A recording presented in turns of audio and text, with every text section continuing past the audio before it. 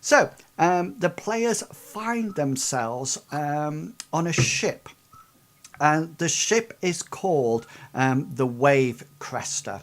And they've boarded the ship at the coastal town of the previous land that they lived in.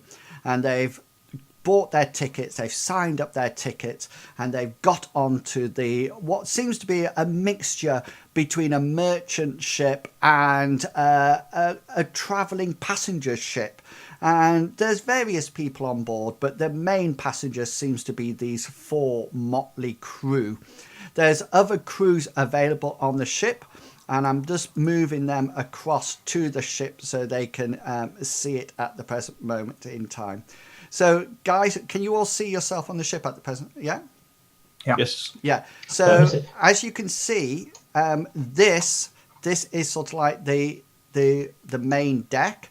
The deck underneath it, this one is the one underneath it. And then... The one at the top? No, the one at the bottom is sort of like underneath. And then the one at the top is almost like the poop deck. And the forecastle, yeah. So you can see from this picture that if you went up these steps here, then you would actually end up coming up onto here and then further up onto there. Okay, notice the really artistic wave formations that I've drawn on. They really give you the impression that you are out at sea. And they're almost 3D. They are. I'm actually feeling a little seasick. Yeah. It's a sea of unravelled paper clips. Yeah, they're unravelled paper clips. And the other thing that you should be getting now is that you should also be getting the sound of sea. No, I turned the sound off. Oh, yes. A nice sort of like background music. Shouldn't we all be rocking in unison? Yeah, you can do if you wish. That's totally up to you. Okay, so guys, you have met on the main deck, and you seem to be the only sort of like 4 people apart from the crew that are travelling. There is a captain, and the captain is actually called, just so you know, because you've known this already, it's quite aptly called Captain Seatide. That's his name. And he's currently in his quarters, and he signed you all on board, and you've left your familiar land and you're heading away. And you stood, depending on your character, you either stood at the back of the ship and bid farewell to the land you knew so well, or if you're looking forward to adventure, you stood on the prow of the ship and looked forward, eager to sort of like I've got my arms stretched for the new year. Okay, so as you get together on the main deck, excellent. Then it is your time to introduce yourselves in character to each other, giving yourself any information that you would like to give. Why are you on this ship? Why are you going to the new world? Hello. Hello. You eat me, lubber. Hello. Hello, I'm Gully. Well, Gulliver, but everybody calls me Gully. Well, apart from Master Healy, he's sometimes calling me Gulliver, but that's usually when I've either done something that I shouldn't have done or not done something that I should have done, which is really confusing. The other day that I was sweeping the parlour floor and I heard him calling me and I was thinking, have I done something that I shouldn't have done, or was I supposed to do something that I should? And I knew I was supposed to set the fire in the study, and I hadn't. But I also hadn't eaten. I'd eaten the last piece of pie left over from supper, which I had. And Master Healy said that I should never lie. But Jack used to say that a lie couldn't really be classed as a lie if the other person knows the truth. And it's not as if Master Healy doesn't lie occasionally. He always used to tell me that if I didn't stop talking, my throat would sprout a mane and tail and legs, and that never happened. But he kept on saying it. He even said it to me before I left.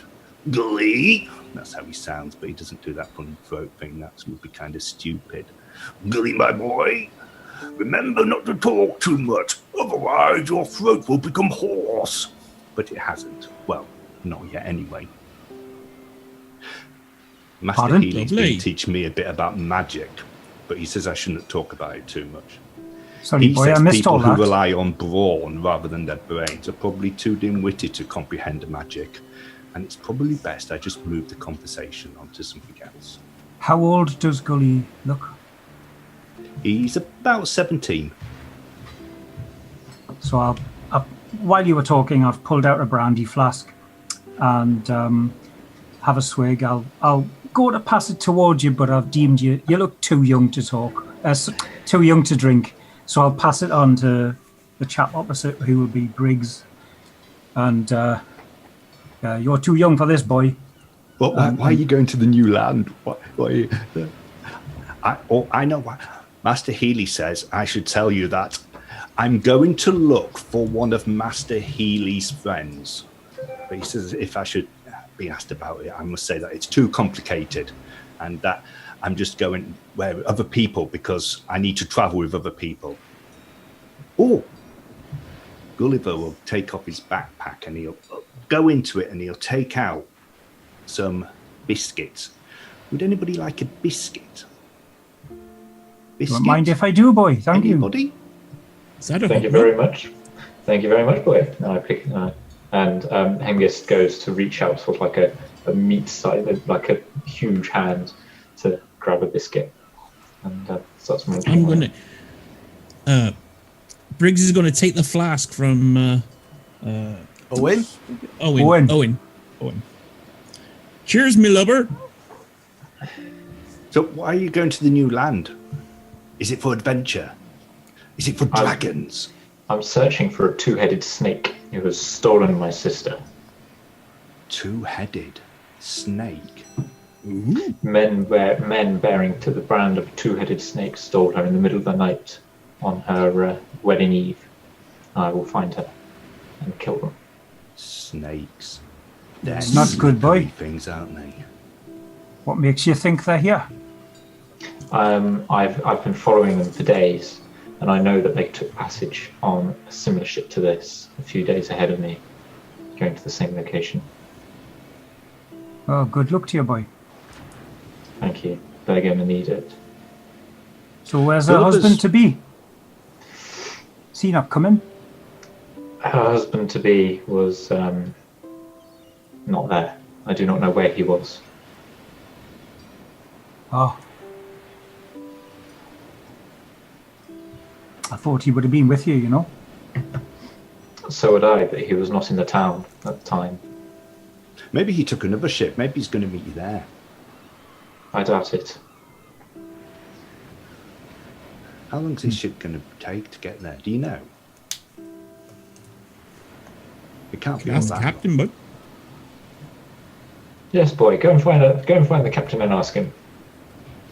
That's a good idea. That's a good Before idea. Gully dashes off to find the captain, we still have other people who have not introduced themselves and why they are going to the new land. Okay, I'll go now then. I'm off to the new lands just to get boy. You know, I'm sick of the old place. Not much there for me anymore. That's what I was the going to old say. place? What were you? I used to travel in the caravan, and You were a gypsy. yeah, but we got no wheels, so we had to Can you do set it down. curses and stuff? Maybe. Wow. A gypsy curser. That's fantastic. One of my actually, brothers works on a caravan. Is he a gypsy as well? Well, no, it's a merchant caravan. They don't have truck with gypsies there. Merchants. I could have been a merchant. Well, why weren't you? I had difficulties. I got into a bit of trouble, just a bit of trouble. But Master Healy was there, and Master Healy took me in, and I became his house boy. He taught me a bit about magic as well. But Oh, I see. he told me not to talk about it. What kind of magic can you do then? magical magic. Like, I've seen a man pull a rabbit out of a hat. Oh, Can you do no, that? no, can't do that. Can't do that. No. Oh, it's not No. proper magic then. That's not magic, that's a parlour trick. Oh, no, it was an And empty hat Handy Jack and he used to be pulled able a to do rabbit that. out. He could do stuff like that. He could pull rabbits out. He could make people's purses disappear as well, just like that, and his purse would disappear. But no, rabbits pulling them out of a hat. That's not magic. Can you do any That's card not tricks? magic. Not magic. No card tricks. No card tricks. No. Oh, so Would anybody musician like to is listen you? to a tune? Not really. Excellent. Gulliver will take out a whistle from his backpack and start.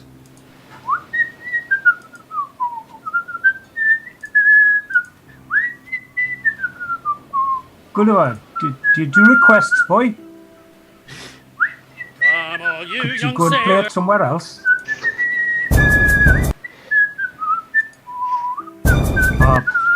I'll dig a couple of copper coins out and drop them on his lap. Oh, thank you very much. Thank you. Thank you. Thank you. Fine playing, boy. Fine playing. Thank you. Gulliver will look at Briggs, smiling. You're gonna pass your We'll hat start up round again. and they'll put some stuff in it. Briggs is gonna walk off to the front of the deck. Jump off the bow. Oh, sorry, that's too good for Gulliver. Okay, so after introducing yourselves to each other and getting a brief understanding of why each other is going to the new land, which will be really important later on in the adventure, you suddenly hear a cry from the back of the boat up on the next sort of like level of the deck, and it's Captain Seatide, and he sort of like calls out to you and says, "My fine man! Please, come up here. I need to talk to you immediately." So he's actually up one level. If you go to the top of the map, you'll be able to see him. Gulliver will go up these stairs, running. He won't walk. He'll actually run. Hengist will like march with a purpose up there, up the other side of the steps. And he'll go up to Captain Seatide. Hello, yes, here we are. Are we all here? Who are we waiting for? No, just Where's the gypsy. Where's the We seem to be huntsman? waiting for the. We seem to be waiting for the chap called Briggs. Oh, Excellent. We're all here. Well, can I just say how wonderful this trip is turning out, isn't it? Oh, it is, it look is. over at the prow of the ship. Can you see those dolphins cresting the waves as we go? That's a good sign. This is going to be a good journey across to the new world. Do you know where we're going, fair travellers? Yes, to the new world. Yes. And where will the coastal town be? On the coast. That is right, fair boy. And he sort of like pats Gulliver on the head, as if to say, "That's enough now, shut up." The name of the town we're going to. Oh, How many Gulliver days put is his it hand going to up. take us to get there? Gulliver put his hand up. Me, Yes, young gingerhead chap. Lindowe. Lindowe, yes, we are on our way to Lindowe. And as you can see, we have got a stiff breeze to get us there. And we will be there in 2 or 3 weeks after we've made the slight detour. Weeks. Yes, young lad, weeks. 7 days. 7 days, about 2 or 3 weeks, depending how the wind blows. But we are going to make a slight detour before we're not going straight as the wind blows us across to Lindowe. We have, as previously arranged, made a slight alteration to the course, and we will be stopping at the chosen place, ready for our investigation as previously arranged. Now, Who chose it? I did. Oh. So, now then, if you remember, as well as signing up for passage on this crew, on this ship, you also signed up, thank you very much, I must agree, for that, to be my personal bodyguards on this trip. I think that was very kind of you, and I am so lucky to have 4 people like yourself. He sort of like waves 4 pieces of parchment in the air. And just roll some perception rolls for me, please. Should be in your standard skill.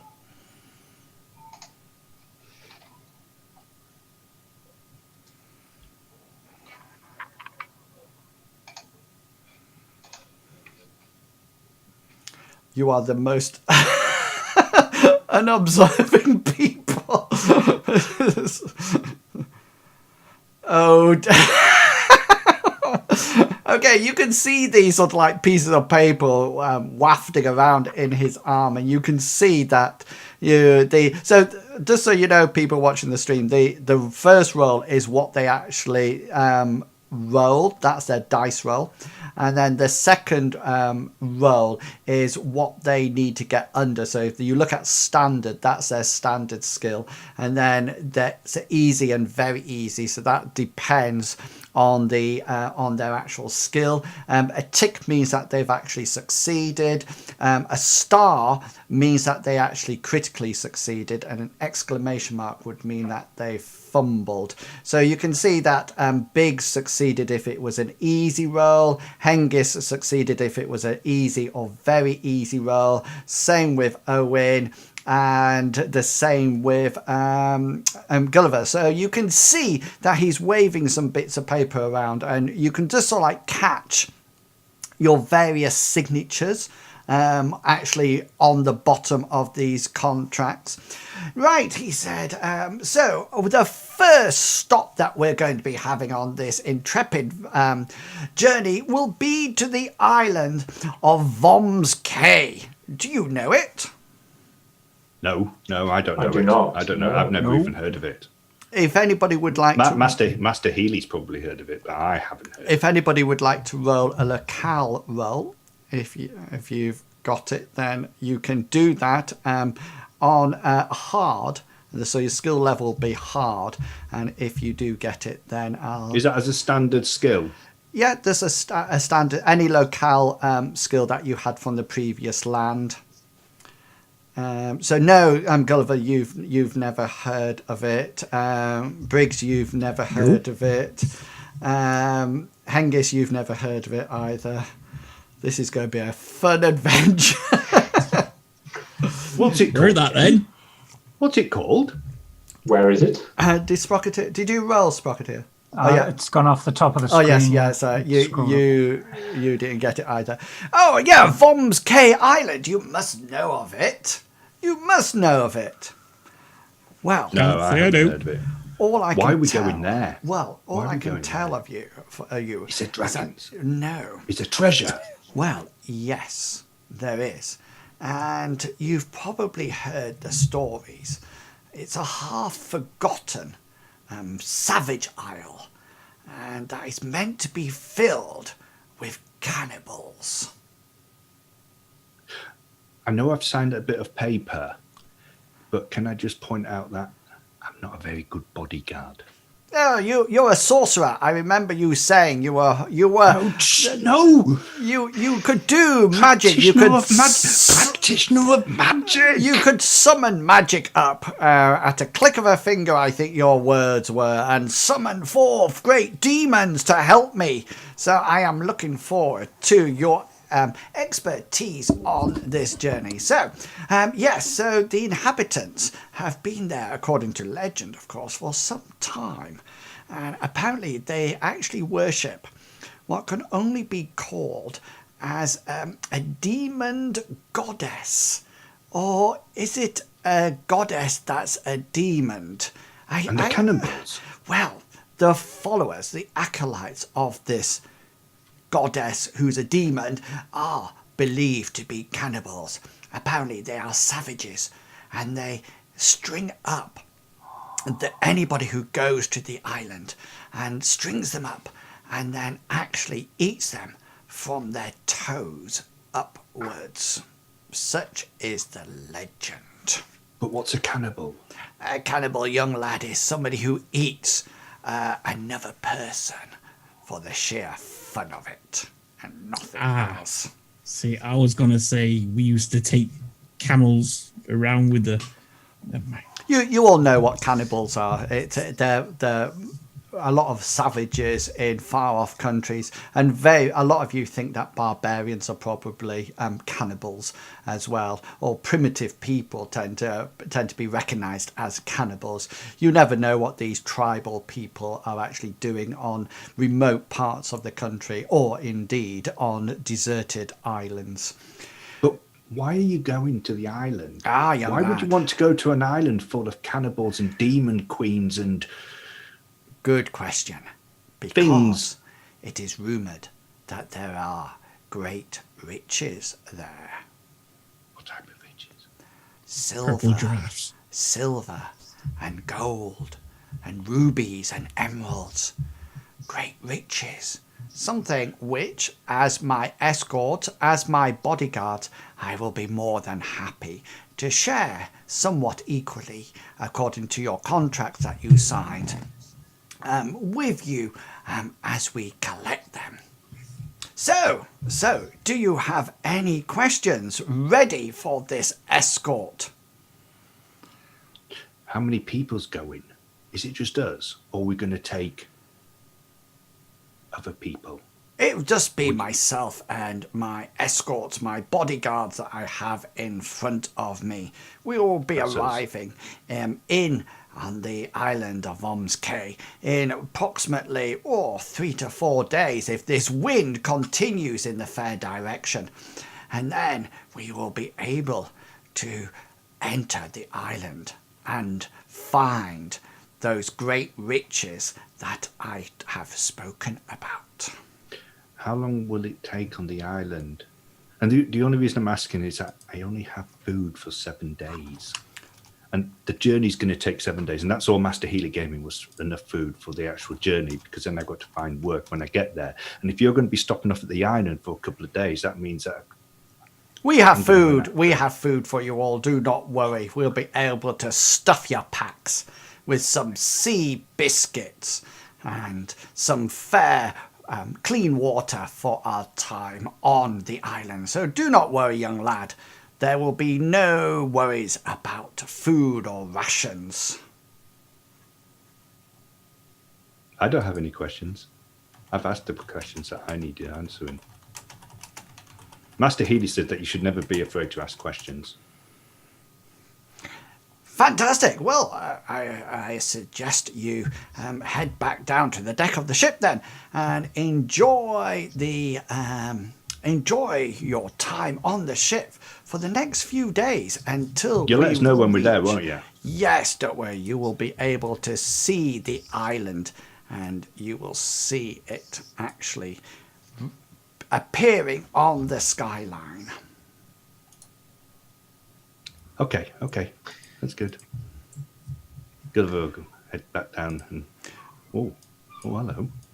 So as you head back down the gangplank, there seems to be somewhat of a crew, a contingency, a group of people. You're actually still up on this deck at the moment.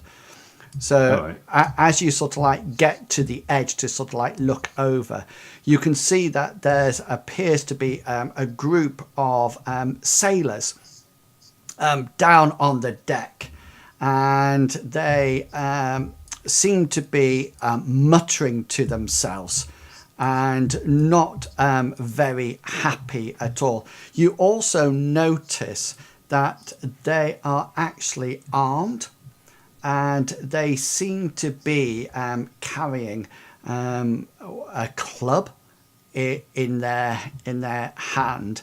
And as you get to the top of the stairs down onto the deck, you hear them shout up, "We're not going to that forbidden island!"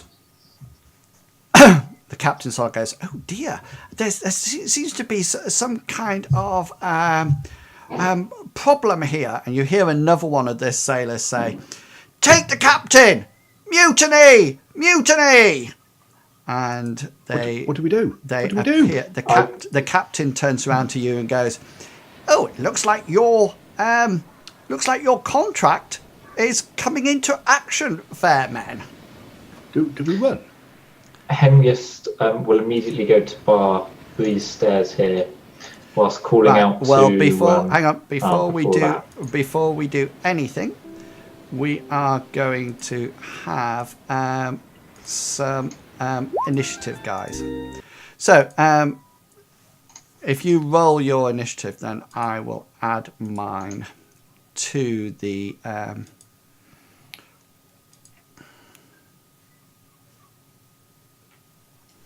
now, just to let you know that I'm going to just keep the same initiative for all my mutineers on this first round, to see what, and then we'll move from there. But as you put in effects to actually influence them, then we'll go from there.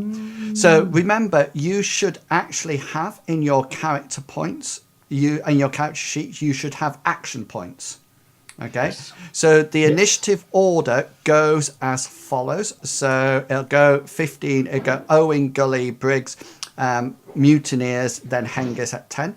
Okay, so you can use action points either in your own action, which is dictated by your initiative, or which is a proactive use of your action points, or you could do it reactively.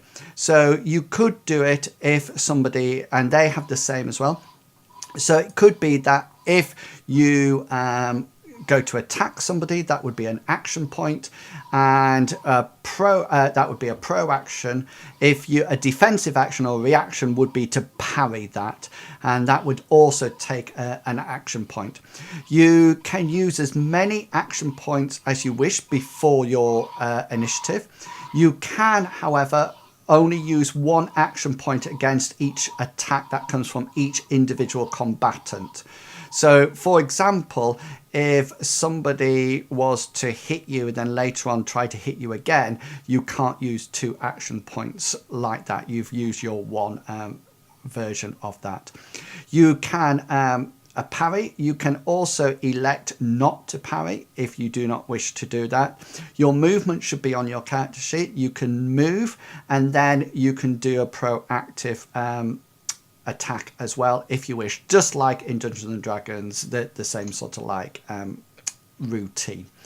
Okay, once we get into combat, then I will talk you through how to actually do it, and then we'll go from there. So, Owen, you are up first. What would you like to do? Well, as I'm a passenger on a ship, I'm not wearing armor and I'm not wearing any weapons. So I'll look along the railing of the side of the ship. Now, in the old sailing ships, there'd often be rolling pin-size wooden sticks that they used to bind the rigging and stuff. I don't know what they're called, but they're about a foot long, sort of truncheon size. So I'm looking for one of those. Yeah. So I'm going to look for one of those and grab one of those and then turn to block the staircase. So belaying pin. That's the one. That's the one, yeah. Okay, so you're electing not to have your weapons with you. That's fine. So that will be used as a club. Therefore, is that in your weapon style? Not really. No, But it's a weapon. So therefore, it will be your difficulty will be harder to attack with it. Yeah. Okay then. So that's Owen done and dusted. Gully, what would you like to do? I'll see that Owen is grabbing a weapon, and I'm going to go, we're fighting. And I'm going to draw the knife that's on my, from the sheath that's on my belt. It's obviously very new. It probably hasn't, but it has been used slightly, you can tell, because there's actually a bit of cheese on the actual blade that you can see. And he's going to get ready. Yeah, cool. Are we waiting for them to come up? Are we going down? Is that where you want to stand, Gully? What are we doing? Yeah, he's a bit... So you're standing in between Owen and Briggs then, yeah? Yeah. Yeah. Okay then. Briggs. I'll be looking between each of them, saying, what we doing? Okay, yeah, cool. Briggs, what would you like to do? I'm gonna. Oh, Briggs is gonna take out his bow. Yeah. He's gonna like unhook it up from over his shoulder, and notch an arrow and go. Oh bugger! I'm gonna move to the front end.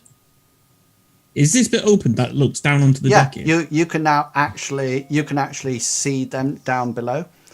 So Right. if you would like to use one of your action points up, you can actually fire an arrow at one of the. Can I give a warning shot? You can choose that you can just fire it if you wish and not roll it to hit roll, or say that I'm aiming at the deck away from him, and that would be absolutely fine.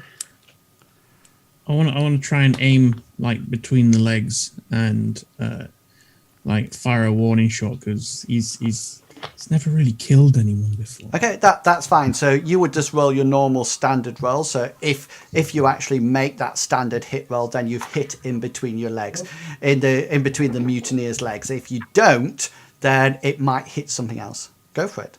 Are there other sailors about? Yeah, and you see that they're all sort of like scampering away from this combat. It would appear that there's sort of like 4 people who've decided to be Right. almost like taken over. No, you need to press your combat style, not your damage. It should be a combat style that says huntsman up at the top. All your weapons is done by your combat style rather than your damage. Yeah, that's cool. So you can see there your actual combat skill is 55. Okay, so you fired your arrow, but you got 65. So you actually missed in between his feet. So you actually click the arrow, so like somewhere down here, and he looks pretty cross at you. You might have to zoom out, guys, so you can watch both decks at the same time. Yeah, and he looks pretty aggravated at you, as if you just tried to kill him. You can only, just so you know, you can only parry arrows with either a shield or by evading. That's the only things you could do. Okay, so 11, they start to move.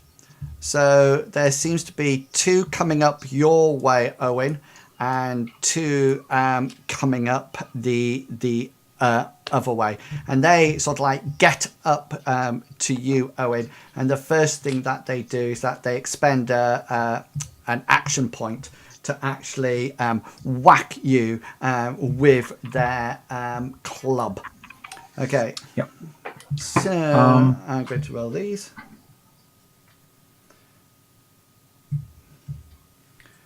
Excellent. Okay then. So do you wish to parry? I will attempt to parry, yes. Go for it. So just roll your combat skill. Bink. No. Okay, so he swings his club. You try to get this little makeshift weapon up in time, but you fail to get it. So he actually comes round and will hit you in your 8. Wherever. Oh, me ear toe. Oh, God, it is. The ghoulies. Is that Me your atoll. is that your abdomen? Abdomen. Yeah. And he does a wonderful 2 points of damage. So if anything is absorbed by your armor, do you have any armor in that location? You don't wear armor when you're on a ship, because if you fall overboard, you drown. No, Well, not wearing And it armor. rusts. it did. I would actually disagree. It depends what armor you're actually wearing. Well, of course, but So do you have no. any armor in that location? no. No. So Ordinary your which is that your leg? Abdomen. Your abdomen. So that takes 2 points of damage Yeah. straight off that. Okay. So Hengist, you are up. Okay. Hengist is not actually wearing his armor because his armor is iron half plate, and that will rust Yeah, at sea. that would. Yeah. But he has got his sword strapped to his waist because he never goes anywhere without Yeah. his Good sword. idea. Yeah. So he's going to draw that and will advance menacingly towards the top of the stairs, but stay at the top of the stairs. Yeah. And ready to defend himself. Well, you next can time. see there's actually a guy up at the top of the stairs if you look at the picture below. So you can actually use an action point if you wish and whack him. In that case, I will definitely do that. Yeah, cool. Do I just roll the combat style? Yeah, so you just roll your combat style on it. So Splendid. yeah, so you can see that actually hit. Okay, I missed my parry. Okay, so I actually missed it altogether, which means that you actually now roll your. If you roll a 1d20, it'll tell me the hit location, and then you can roll your damage to that part. In the one, so this is going to be his right leg. Got it right on one. So And then roll. So Hengist will come towards, advance menacingly towards the top of the stairs, and seeing that there's one of the mutinous sailors standing at the top, he'll lunge his sword and use the point and land it square in the middle of the sailor's front thigh. excellent. Right, Well, left, I can't remember. is that 8 points of damage you do to it? It is 8 points Yeah. of damage. So 8 points of damage actually slices through his leg. So you actually take your sword and actually slice it completely through his leg. So he only has 4 hit points there. So 8 points of damage actually cuts it off quite cleanly, and then that goes. Now because you had a success and the defender failed, you also have one of your special attacks that you can do. So so is there any one of your specials that would be appropriate in this? I think bleed is if that's one that's relevant. Yeah. Because impale, although I described an impale, you said I've actually cut his leg off. Yeah, you've actually. So he's only got 4 hit Bleed. points there, so it just takes it off. So you've cut open a major blood vessel. Okay, so he will oppose it with an endurance versus your original attack roll, which was 15. Yeah. Yeah. Yeah. So and then at the end of each combat round, I'll lose 1 level of fatigue. So I'll slowly get more and more tired. So that increases my. So at the next round, all my skills will be hard. I'll have -1 to my movement. And then I'll slowly get worse and worse and worse and worse and worse until eventually you get so fatigued you actually die. Does he fall over backwards and go into the other person? Yeah, if you just let me get to it. So the other thing is, because he's only got 1 leg now, he's not going to be stood up for a long period of time. So he actually rolls over backwards down the stairs. This guy steps out the way, and this guy is now prone on the floor, and there's blood spurting from his leg, going all over the deck, and because he's literally not got a leg, which is not the best thing for a guy. Let me just make sure that I put something suitable on for Like a leg. for Severed Not leg. not having not having a leg's not the best thing for anybody. for For this. anybody. Especially not on a ship. So you can see now you that can get a wooden one. he's I've quite got his sea legs. he's sort of like bleeding all over the place. Okay, I'm assuming that some of you still got action points left. Yeah. Oh yeah. Yeah, so that's the end of that turn. So we carry on now via this initiative order until everybody's used up their turns, and then that'll be the end of the round. So, Owen, you are back up. I'm just going to launch myself at this guy that's in front of me. Try and knock him down the stairs and go down the stairs with him. Okay, so that would be the same as an unarmed grappling attack. So you make your you will do your unarmed combat roll, which is standard for everyone. I can't see the button for it. It'll be a standard combat style. If you don't have it, No, it's not there. okay. So your It's just strength and dexterity. yeah, Oh. strength and dexterity. 27. 27, and he will. Yeah, so make your roll. I'll just do a /R. Yeah, that's cool. And he will do. 88. I think I failed. So yeah, so you go launching at him. He will do his he will do his normal to hit roll. 38. Let me just check what his club is. Yeah, so he actually succeeds in his attack on you. So you fail, but he succeeds. So he will actually get one special attack on you. Now, because you can actually parry with unarmed guys, but what it's assumed is that you're dodging out the way. And sort of like, rather than sort of like doing a classic, I'll just catch your sword in two hands, or you manage to nudge the end of the hilt of the weapon, or something like that. So he gets one special on you. So let me just call it my special table. I do like these special tables.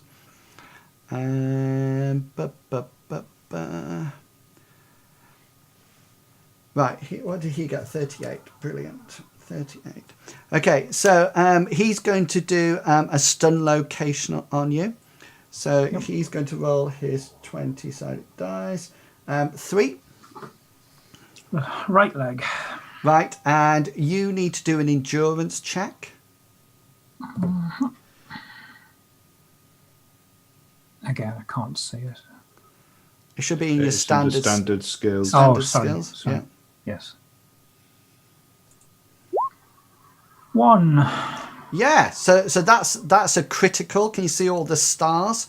Which means that's fantastic. So you actually succeed in that, and he actually, if injures the target, the defender makes an opposed to the original roll, failing. So you just take my damage on that rather than getting it stunned, and you take another 2 points to, or 2 points to. Where did it go? Your right leg, was it? Right leg, yeah. Yeah. Yep. Okay then. So you're still stood up. There's been a grapple and a swing of things, and then that's one of your APs gone. Okay, Gulliver, you are up on 14. Are they down the bottom now, or are they still up at the top? You can see one of them in front of Owen is up at the top. Right. The other two down at the other side, one of them sort of like reeling around on the floor, grasping a stump of a leg that Hengist has cut off, going, "Ah!" And the other one's looking quite worried at his friend with the stubbled leg, and then looking up at Hengist, who's sort of like got his sword out that is sort of like dripping blood, you know, from the dead man's. No, not dead. Okay. The injured man. Okay, so I'm going to. Sorry. Gulliver's going to point at the one that's at the top of the stairs next to Owen. Yeah. But when he points, he's going to have his fingers crossed like that. He's going to point to him and he's just going to whisper, Erit. And then cast a spell. Cool. Go for it then. So that's a spell I'm casting. Yeah. Just say the sea is like actually being at sea with the seagulls and stuff. It was then. Yeah. Thank you, Longshanks. That was really good. Okay, so feed my pet seagull. So you actually failed your magic roll there, didn't you?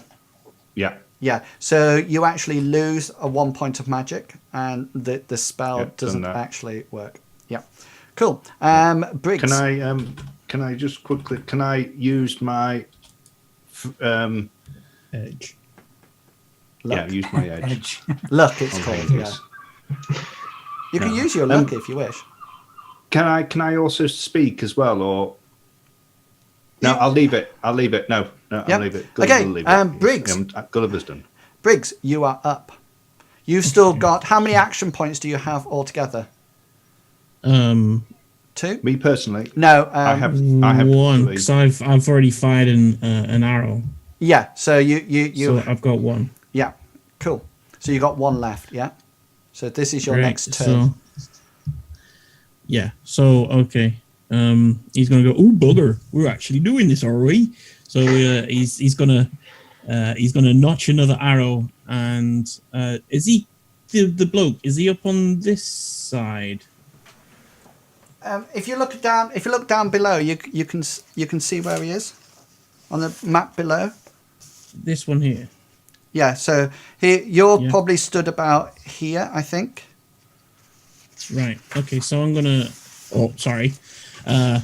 Briggs is gonna notch another arrow and shoot it in his direction, hoping that he's gonna actually hit him this time. Cool. What's your reloading time on your bow? Oh, I don't know. I have a funniest feeling. Is it a short What bow? does it say? It is a short bow. 2 turns. Ouch. So this. Okay. So this turn you'll be reloading. Okay. Okay. So Fair enough. this is your reload action. Okay. So therefore you've got no action points left. You've taken it up to reload. Okay. So this is the mutineers guy again. This guy here, the one down in front of you, Hengist, sort of like thinks, I've got nothing to lose here, and sort of like heads up to you, because he figures even if he dies here, he's going to be killed for mutiny in any case. So he's on a lose-lose situation here. So he's going to attack you. So it's up to you. I'd like to parry that if I can. Yeah. Thank you. Well, Hengist will make a parry. Yeah, thank you. So you just roll your normal combat style.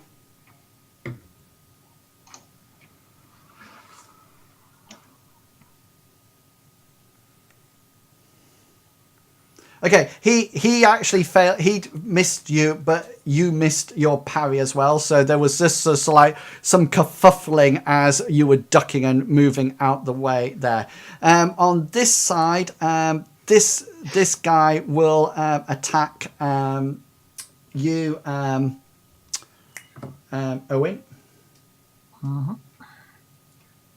I shall attempt to. Oh, hang on. No, hang on a minute. I can? No, he's got no APs left. All And how many do you have?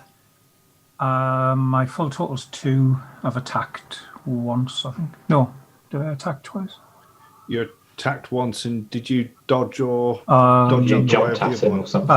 Yeah. Can't remember now. Yeah, I don't think you have any left. So Hengist, I don't think you have any left. I do. I have 3 in total. All right, cool. So you're up for attack then? Can I attack him, or was that parry? That The parry only action was I can do against him. no. That was that was another. So as long as you've done you can only react to one of his attacks. You can't do Okay. it twice. So you can now actually attack him if you wish. In that case, seeing that the sailor has just exposed himself by doing a wild swing, Hengist is going to quickly counterattack Yeah, cool. with his sword. Yeah, that's definitely a hit. This is his parry because he's still got an AP left. 57 means he's missed. His skill is 50, by the way. So he misses. So you actually... Have you got your table there? The table's in the rules section, sorry. guys. No, you can do that. That's fine. No, I didn't mean to do that. That's what I wanted. Yeah. What do I do with this table? So can you see on one side it says attackers and the top it says defenders? So can you see you attacked, but I failed? So can you see attacker wins 1 special? Oh, yeah. Okay.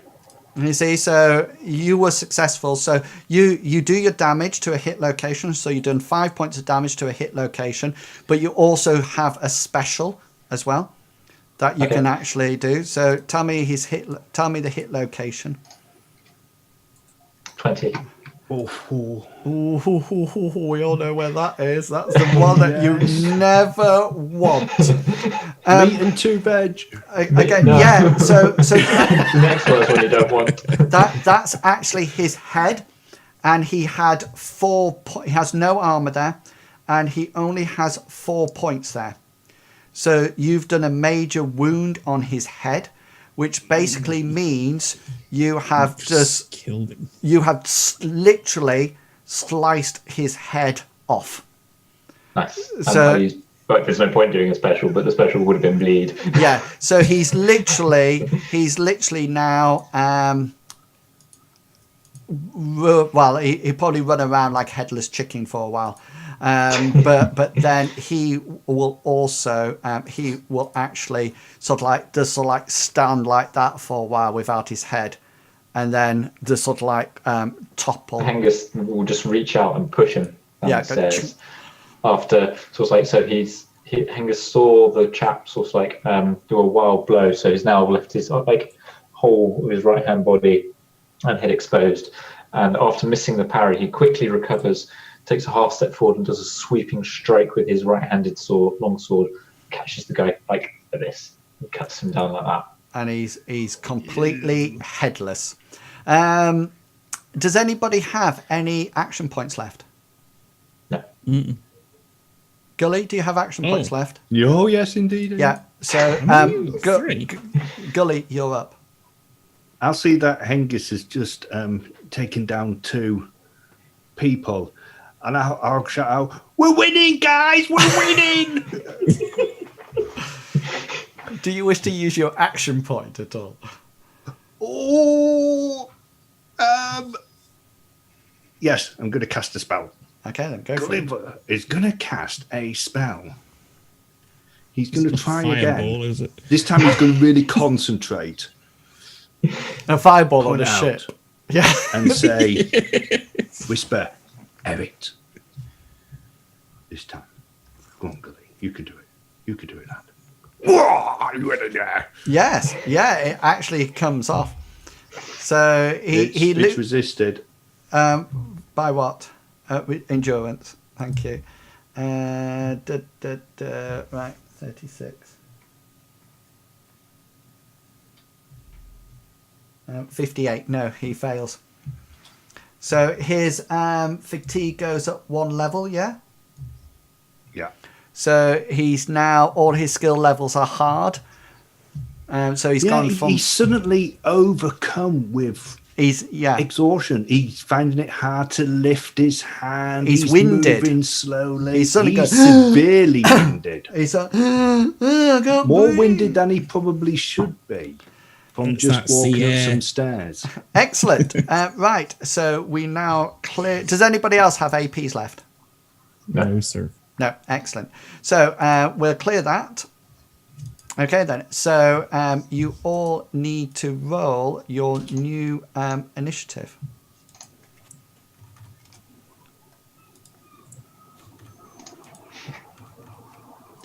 Why is always my initiatives good, but the actual rolls are crap? I think it's just you. It's because you haven't sacrificed your daily sacrifice to the dice gods. That's why. Sorry, I've lost the button again. Oh, there it is. Hengist, do you have 3? I have 3. Yeah. I'm just going to put your Briggs. How many do you have? I've got 2. 2, I think. Yeah. I'll read. I'm keeping track of mine on my token, Oh, that's cool. Yeah. along with my magic points. Oh, wait. Middle one's Yeah, action magic points points, too. right hand sides. Owen, how many do you have? 2. 2. Oh, that bit. I see what you mean. So if you just putting it in like the middle like that, you will be able to see. I've got my magic points in the middle, and then on the right hand side in the blue one, I've got my action points, and I just That's a good take it idea. down. every Okay, time I- yeah. Cool. Done. That's cool. That'll save me putting it in another. So action points go in the blue. In the blue, yeah. Yes. Okay. So Why Owen. is that not going in? There we go. Yeah. Owen. Owen. I'm going to pick Gully up and use him as a club. No. I'm going to drop this stick thing and just try and grapple this guy again. I'll Okay. shout out, kill him! So that's your. You will roll your. You will roll your unarmed combat, and I'll roll my weapon. Yeah. Oh, I didn't have that, did I? I don't know why it's not on the sheet. I took mine off. If you just put it on, if you just put do another Combat style. combat style Yeah. and just put unarmed, it'll automatically put in your strength and dexterity as a default.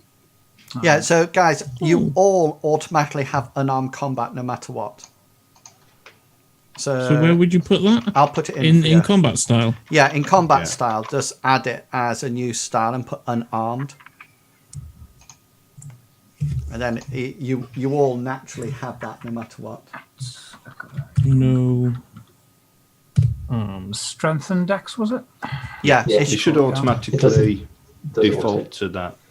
Cheers. That's it. All right, here we go then. Ding. Strength and dex. No, I am not very good at fighting. No, so you miss. He will roll his. Let me roll my combat. Okay, so he actually makes his combat roll with You won't his. forget about my Oh what do yes, you call it? yeah. Thank you.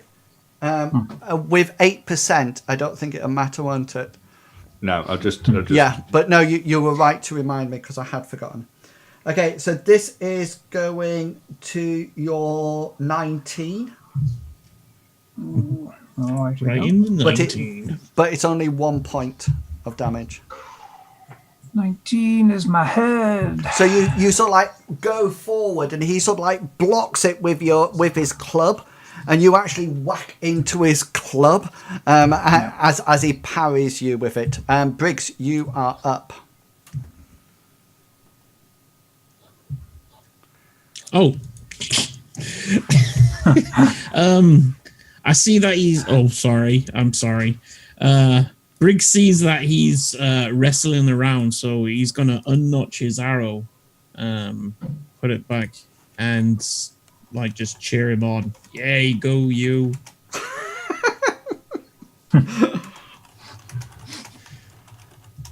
Okay, is that it? Is that what you're doing, Briggs? Yeah. Yeah, that's all I'm gonna do. Okay. Gully, you are up on 13.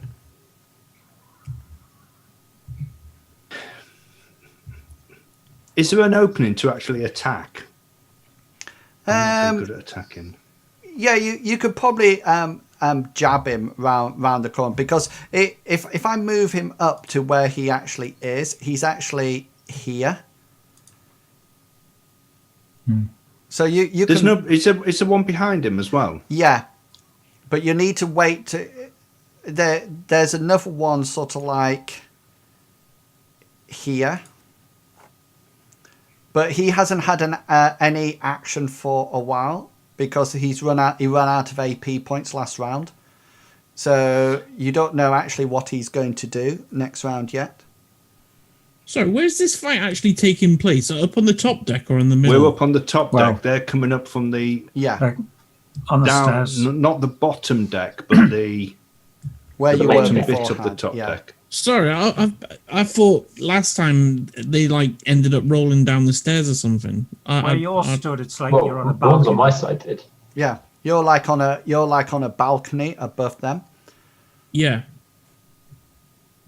I didn't realise there was Cheering. another one at the bottom. You also like doing your that's why I was saying you need to look at both maps. The map, so there's a map below you with them on, and then you can see where Hengist would be like here, right? And then that's exactly That's it. where Briggs is. So Gully, what would you like to do? I'm going to shout, back up, Owen, back up! Let them up, let them up! And I'm going to start fumbling for my sling on my belt. Okay then. At 11, Hengist and Briggs and Owen, to some extent, you notice that this guy here, the one down at the bottom, he's actually seen Hengist sort of like dispatch one of the mutineers with his leg chopped off and slice the other person's head off quite effectively. So you notice that this the guy down at on the actual deck, he sort of like throws his club down and sort of like holds up his hands and sort of like goes into the typical SWAT team defense. So he sort of like kneels down and sort of like puts his hands on his head, hoping that he's not going to lose either of his arms or his head, in a case of surrender. And you notice, Hengist, from where you are, that some of the crew sort of like come forward and just sort of like tackle him to the ground. Hengist, you are up. Your movement should be on your. You should have a walk speed. No, Hengist is going to stay where he is, not do anything. Okay, probably wipe his blade because it's quite. Hengist will do that in a moment, but he doesn't want to do it on his own cloak. Oh yes, yeah. Maybe go across to Briggs's. or Gully's. Yeah, or Gully's. Yeah. He doesn't think much of Gully at the moment. Okay then. Owen, you are up. I'm going to take a step back, just as Gully says. I'll look at Gully and say, "Okay, lad, get stuck in." And if I can hold my action till the guy on the stairs comes up, I'll do that. Yeah, cool. So you've got one action point left, haven't you? Yeah. Yeah. So guys, if you make sure you adjust that blue, that's it. Then I can tell. Okay, Briggs, you have action points left, so you're up to 15. What would you like to do? Do I not have one for putting my bow away and stuff? No, that's like I presume that's quite a free action. I'm quite happy for you just to free action it for that one. Right. Until I decide to be nasty. Yeah. So I'm gonna draw out. Oh, sorry. Jeez. He's gonna draw out his sword. Jesus is gonna draw out his sword. Yeah, Jesus is gonna draw out his sword. Okay. And take a defensive stance with it. Okay, cool.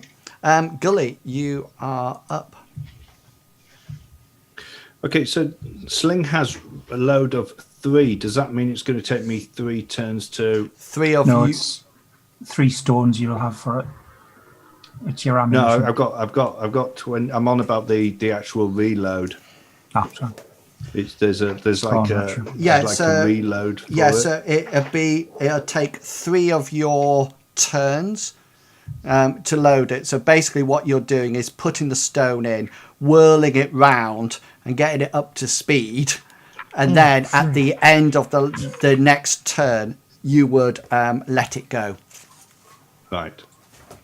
So if it's Okay. a bow, it's a time that you're knocking it, you're pulling it back, and then you're waiting for that perfect shot and then going, chung. So you would do it a bit like your spell casting, Gully. If Right. it's 3 turns, you'll do it at the end of your 3rd turn.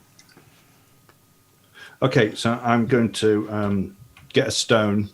Gully's going to get a stone from his belt pouch. He's going to put it in the sling. Cool.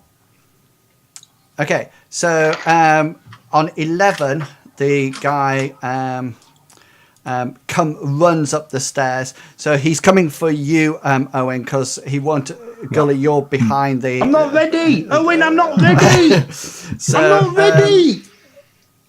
do you wish to parry this shot? I'll try and evade it. I've got nothing to parry with. Okay. So if you just roll your evade skill. Yep. Okay, so as you try to launch yourself to one side out the way, you don't get it quite right, and this guy sort of like swings with his club, but luckily the sort of like the failure to evade actually makes the club miss altogether. So he's down to 1 there. Hengist, you are up. Is this the first pass in this combat round? Second, I believe. Second, yeah. Right. Angus is going to, seeing nobody to fight in front of him. Yeah, sorry, you're right. He must have 0 now. Because there was a grapple, and then that's been his attack. So this is the second time round now. Yeah. So this I was just doing it for my action points. I couldn't remember this whether or not... is Hengist's turn of the second pass. Right. Okay. Because he goes last. Yeah. Hengist, seeing that the only remaining mutinous crew member that's on the main deck has been sort of like apprehended, he's going to turn, and noticing that Owen and Gully have let one of the other guys up onto the deck here, he's going to move himself. As if it's your fault. I was told to, boy. Gully told me. I'm going to move myself between the captain and that guy, and stand in a defensive position. Okay, cool. Owen, you're up. Oh, who has action points left? Me. Me. Hengist does. Me. Hengist has 3. Okay, so I think I still don't. does Gully and Hengist? Yeah, I think so. Yeah. Okay then. So Gully, you're up next. Gulliver's going to finish up loading his sling, which will be his 3rd round. Okay. Of Third loading. 3rd turn of loading, and say, "Owen, he's too close. Back him up. Back him up." And Hengist, are you? And he'll start swinging his. You're holding it then? Swing. Are you aiming it? No, he won't fire until Swing. next Okay, one. you just swing it. Okay, Hengist, you still have an attack. You still have APs. Hengist is going to stay exactly where he is because he can see a sling being whirled around. If he knows if he goes anywhere near it, he's going to get hit. Yeah. So he's going to defer his turn, but standing in a defensive crouch, so sort of like left leg forward, right arm, right back, ready and poised to defend himself and the captain. Cool. Anybody got APs left? Yep. Me? You got 4. Well, I haven't done anything yet. No, Or if just you defensive actions. Oh, one then. I've got one if then. you ready an action, then that's a proactive. Okay, my bad. I've got one though still. I'll do the same again for the third one. I think I put all the proactive and active stuff in the Discord, so you had a copy of them. I copied them all out one, or shared it all with you. Yeah, so things like delaying an action. Sorry, yeah. So readying a weapon, just so we know after this one. readying a weapon is a proactive action, so that would Okay. take an action point, but it's fine for this one. Dropping a weapon is a free action. Assessing the situation is a free action. Really, reactive ones, you only get counter spell, which only Gully can do. Evade, interrupt, but that's if you are delaying. You must be Is delaying. drawing a weapon a free act? Is that Readying a weapon is a proactive action, so that would. so? In my case, I would have had to ready my sling, then load it, or is it classed as part of? Readying your weapon would be a proactive action, yeah, and then you would then take 3 turns to. Right. Okay. 3 turns okay, to, so to do it. It's So it would cascade over in your Right, case, yeah. but in a normal round, once your sling is ready, you would go swing, swing, swing. okay. So fire. I'm still loading then. Yeah. I'm still loading at the moment. Yeah. Okay. And I'm just looking at it now. Move is also a proactive action, which would take up an AP point as well. Oh, it is. Okay. Yeah. Well, And so struggle. So struggle. Right. So is that it? Nobody else have actions? no, I've still got one left. Do you have 3? No, I have 2. I've only used one. When did you use it? When I tried to grapple the guy and I missed and he missed me. And then you evaded. Oh, sorry, yes. Yeah. Sorry. So Yeah, that's it, I yeah. forgot. Yeah. Okay then. So I'm clearing the order. Boom. What does it roll for initiative? 1d10 plus your. Oh, so that's really pants then. Plus your. Your initiative bonus. Oh, which is 12. Okay. So I rolled a 1. Yeah, you rolled a 1. Oh. Oh, I didn't know that. If you hover over them in the turn order, it puts like a. Oh, the yellow Square box. over here. Yeah. Yeah. So right here we go. Descending. So Master Briggs. So make sure you adjust your APs in your blue circles again, so I can see them. So Master Briggs, you are up first. Okay. Can he take a swing at him from here, or is he out of range? Gully's in between. Sorry. Yeah. You take a swing at Briggs. Take a swing at the. Well, Gully's in the way. Yeah. Okay. So I'm just gonna stand my ground here, and there's nothing I can do really if he's in the way. Okay. Gully, you are up. So that just to let you know, if you do nothing, that's a proactive action that is called dither. So, which assumes that you've just used an AP up for doing nothing. So, if you do nothing, then that's an AP point gone. Yes, Gully, you're up. Gully's going to finish putting the stone into his sling because it's finally just loaded in. He's going to say, "I'm nearly there. I'm nearly there." Excellent. So that'll be another AP point. Owen, you are up. Right, Owen will attempt to grapple this guy again and throw him overboard. That's been the intention all along. Excellent. Go for it. Unarmed combat then. Yep.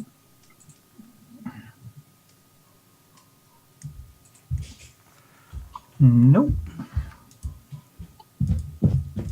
I made it very easy.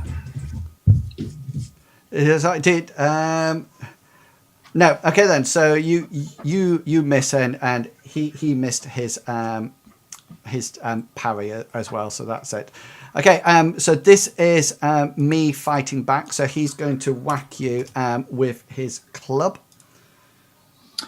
I'm going to attempt to evade again. Okay, go for it. Don't forget my fatigue. I know. Oh, yeah. Okay. 27, I made up to easy.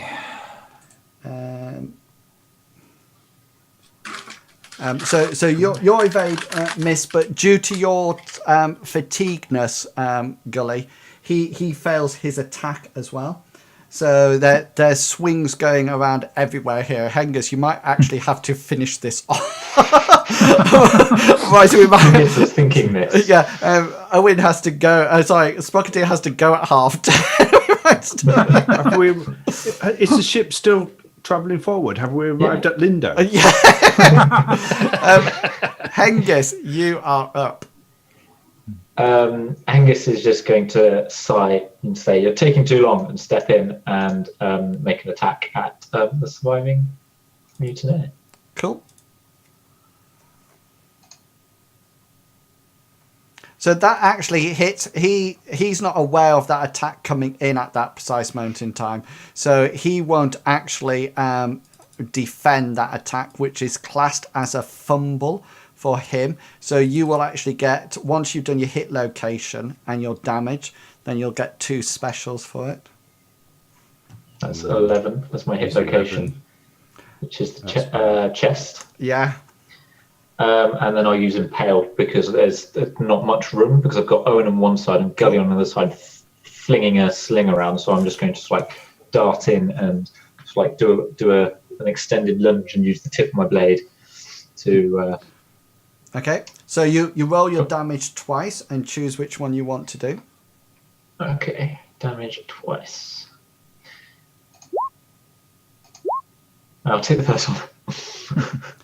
Okay, so 4 points of damage. You sort of like slide into his chest. You actually feel it grating against his ribs at one point, and Gully, you actually see it come out the end, and then you sort of like pull it back, and this guy just slumps to the floor with a major wound in his chest. Just out of interest, I do think if you roll twice, if causes a wound, the attacker has the option of leaving the weapon in the wound or yanking it free the next turn. What would you like to do, Hengist? Hengist will remove the blade and make a twisting action as he does it. Okay. So it's gone in flat, and he's pulling it out the opposite way. Okay, so you need to make a twisted on his way. Brilliant. So you need to make a brawn roll. Oh god, it's going to get stuck, isn't it? Blade It's got snap. stuck. Yeah, so you sort of like go like that, and you twist it, but obviously you twisted it and yanked it against the rib cage, and he just sort of like collapses on the floor. You might have to put your foot on him and give it a tug at the appropriate moment. So the combat finishes, and one of the mutineers is given up. The captain Sea Tides goes, "Oh, fantastic! You work like a well-oiled machine." Gulliver's still like that with his sling. Everybody sort of says, "Oh, fantastic! You look." The captain looks down at himself and says, "Not a speck of injury. You were absolutely fantastic. Well done, people. I am so impressed." And We did it, guys. We did it. We did it. Yeah. We did it. Angus uses this opportunity to put his longsword out of the mutineer's chest. And So you put your foot on it, which will take it down to easy now. So just so like brawn. do your brawn skill work, but it's going to be easy now. So you're looking.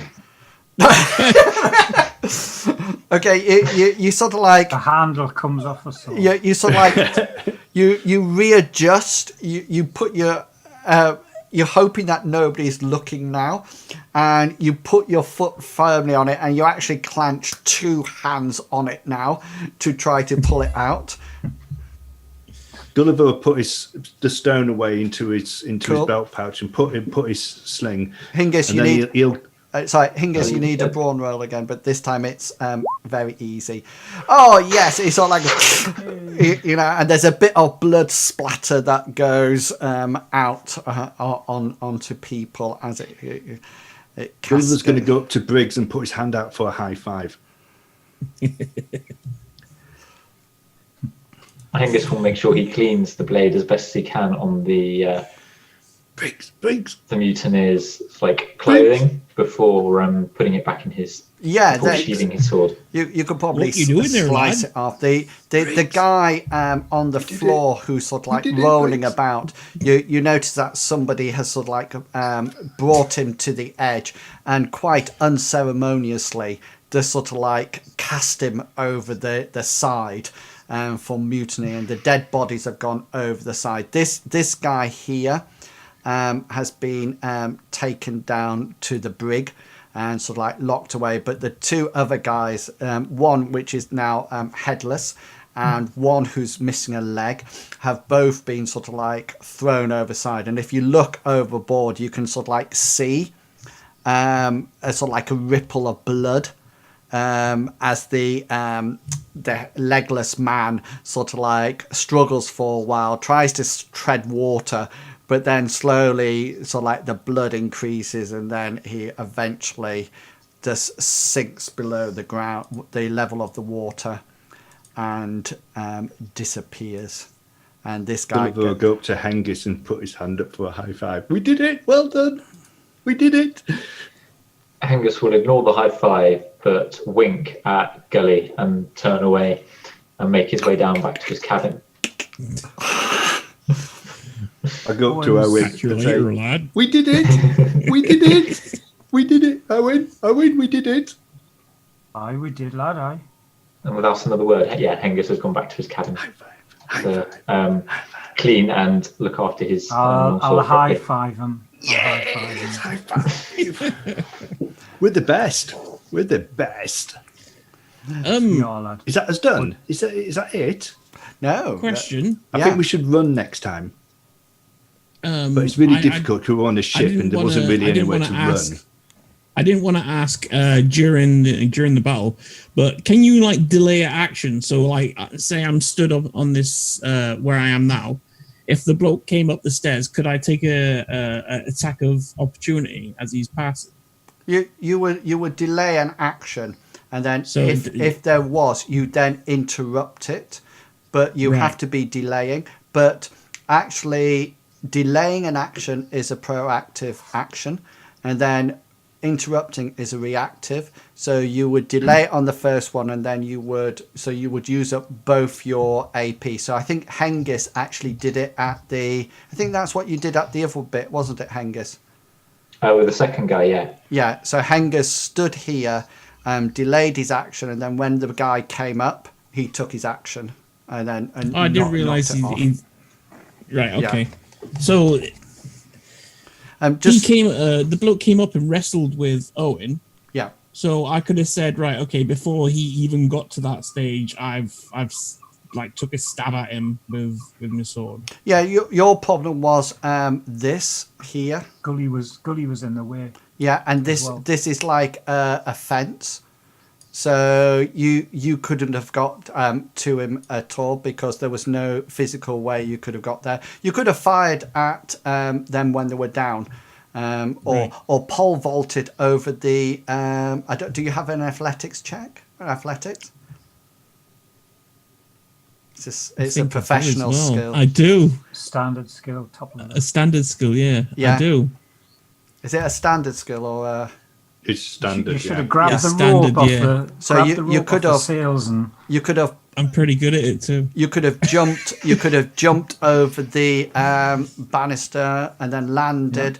That would have been a proactive action. You could have then drawn your sword, which would be enough one, and then the next one you could have attacked. That would have been absolutely fine. You could have swung over to the other side. You could have taken a piece of rope and gone from here across to here, and then got your bow out and fired down at them. There's so much things you could have done. You could have taken Gully and just pushed him over this, if you wish. Owen's going to Remember that next go time. to wherever his gear is stored. Do we have cabins or anything like a shared room? Hengist is down in his now. Hengist is I in his will- cabin. I will go down and, Owen will go down and rummage through his gear and get his first aid kit out and start patching himself up. So, do you have a first aid skill? I do. Not a great one. I have 3 injuries. So I go for the Are abdomen. they all first. minor wounds? Yeah, 2 points. Yeah, 2 cool. points, 1 point. So just so you know, guys, a minor wound is anything up to your maximum. It becomes a serious wound when it gets to 0. And then beyond 0, then it is then a major wound. Right, the middle one worked. He sorts his leg out. Jeez. That guy's got no head. He's got half a head. I cut him like this, so just like down by the nose, like on the eye, like diagonally. So he's got half a head. Fine. Don't look, lad. Give you nightmares, that will. Headless. So treating a minor wound will take 1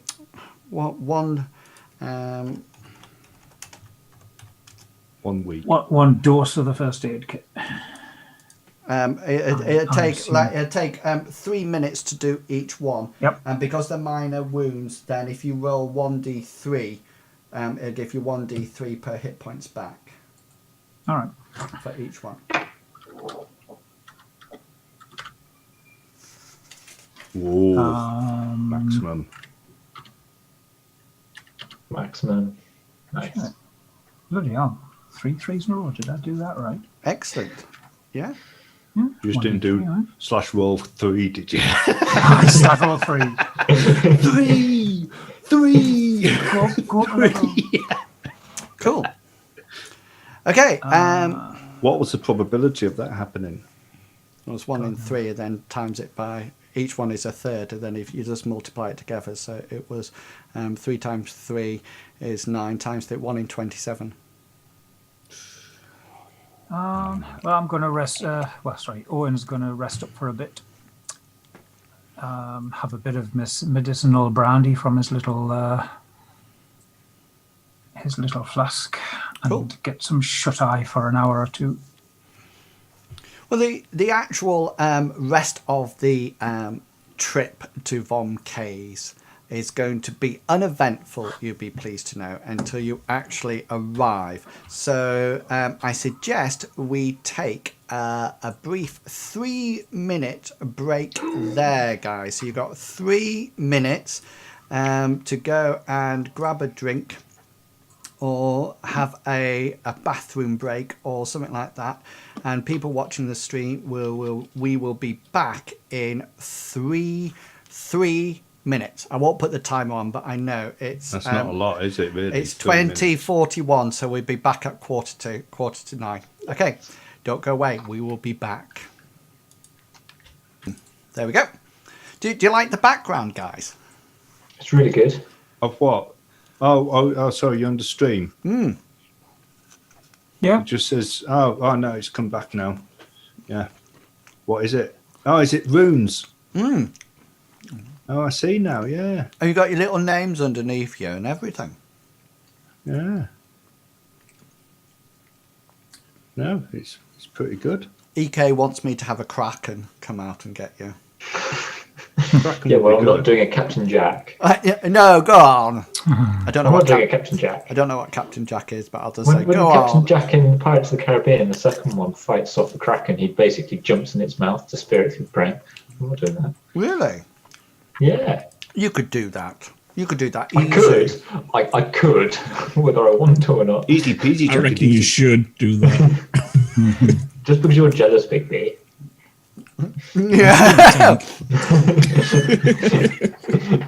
Yeah, I definitely think it's time to put Hengist at the front of the party.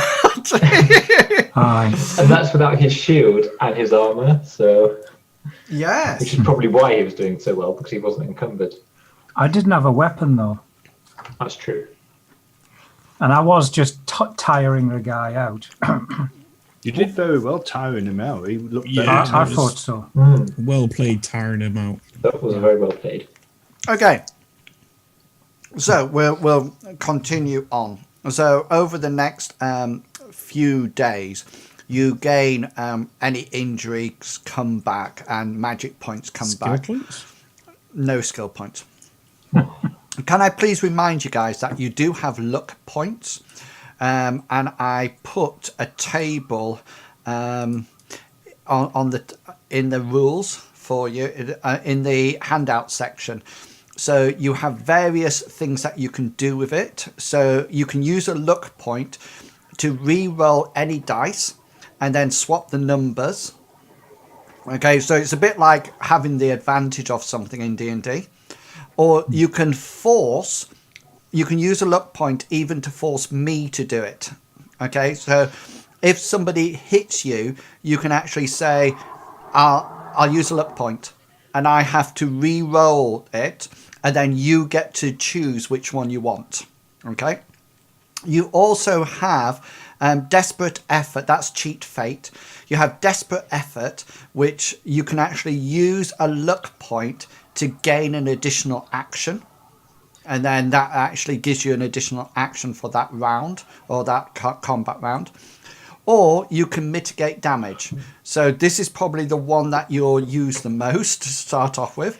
So if you suffer a major wound, which is head chopping off, leg chopping off, arm chopping off, or something quite serious, mangled or something like that, you can downgrade it to a serious wound, which means that it's 0, so it's badly damaged, but you're not missing it. Okay, so luck points happen the same as inspirations or something like that, but they do come back. So after a long rest, or when I deem it suitable, I will say your luck points have come back, and then you would get them back to continue to use. Okay, so they're there. So please use them as you wish. Okay. How many? I've put them in my red get? square, my red dot. Yeah, you should. It's on your character sheet. It's automatically Should be under determined. attributes, just under healing rate. It says healing rate, then it says luck points. Sorry. Yeah. Yes. God, sorry. Yep. So it's actually a combination, I think. Is it your power and something else? So you have those to use. So I think Gully has them in the... Is it the red one that you have it in, I've Gully? just put it in the red one, yeah, because the middle one I have my Magic my spell, point. my Yeah. magic points, yeah. Yeah, but the rest of you won't need that. So that's actually up there. And the attacking and defending thing is up there for you to use. Looks equivalent, it's done on your power. Yeah, that's what I thought. Did I say just your power? Just your power, yeah. Yeah, I didn't know whether or not it was double your power. No, it's just power. Cool. Okay, then. Let me make sure that everybody's turned on, because I don't want to do one that I did like I'm last turned time. on. I have no idea. He might have stabbed the Kraken, but will he get his Me sword too, with stuck that in? Yeah, that's true. You might actually stab the Kraken, Hengist, but it's whether or not you get your sword out of it. So that is the question. So I think I stabbed him so hard the sword actually went like half a foot into the bulwark. Yeah, the side of the ship. So you started to get an idea now how combat works, and obviously we'll continue to sort of like investigate it as we go along. And then as we move along, thank you. You need to constantly remind me about the fatigue levels, Gully, because I constantly forget it. I do have, when I'm ready to sort of like share it with you, I do have something A like... video of you doing the truffle shuffle. No, I do actually have something like that will come up. That will say my skill level was 56. I rolled 97. And then you can see all the dice rolls. So the guy who created the character sheet, I think I posted it on Discord. I think your native tongue isn't working at the moment, and he's going to fix that. But eventually there will be an NPC version of it. There's an NPC one in Dungeons and Dragons, and that's what I use a lot. Okay, so are you ready to continue, guys? We are indeed. Well, I am. Most readily, sir. Yep. Yes. Excellent. So on the sort of like you travel for on the ship for about a week and 3 days, and on the morning of the third day, a lookout calls from the top of the crow's nest that land has been sighted, and in the distance, we've seen land. In the distance, you can see a high rocky island that's sort of like pushing its way up through the waves. You think it's probably volcanic in nature, although there's no volcano to actually be seen. It's quite steep, and the lower slopes of it seems to be very fertile. There seems to be trees growing. There seems to be some kind of tropical environment, so it's almost like jungle based.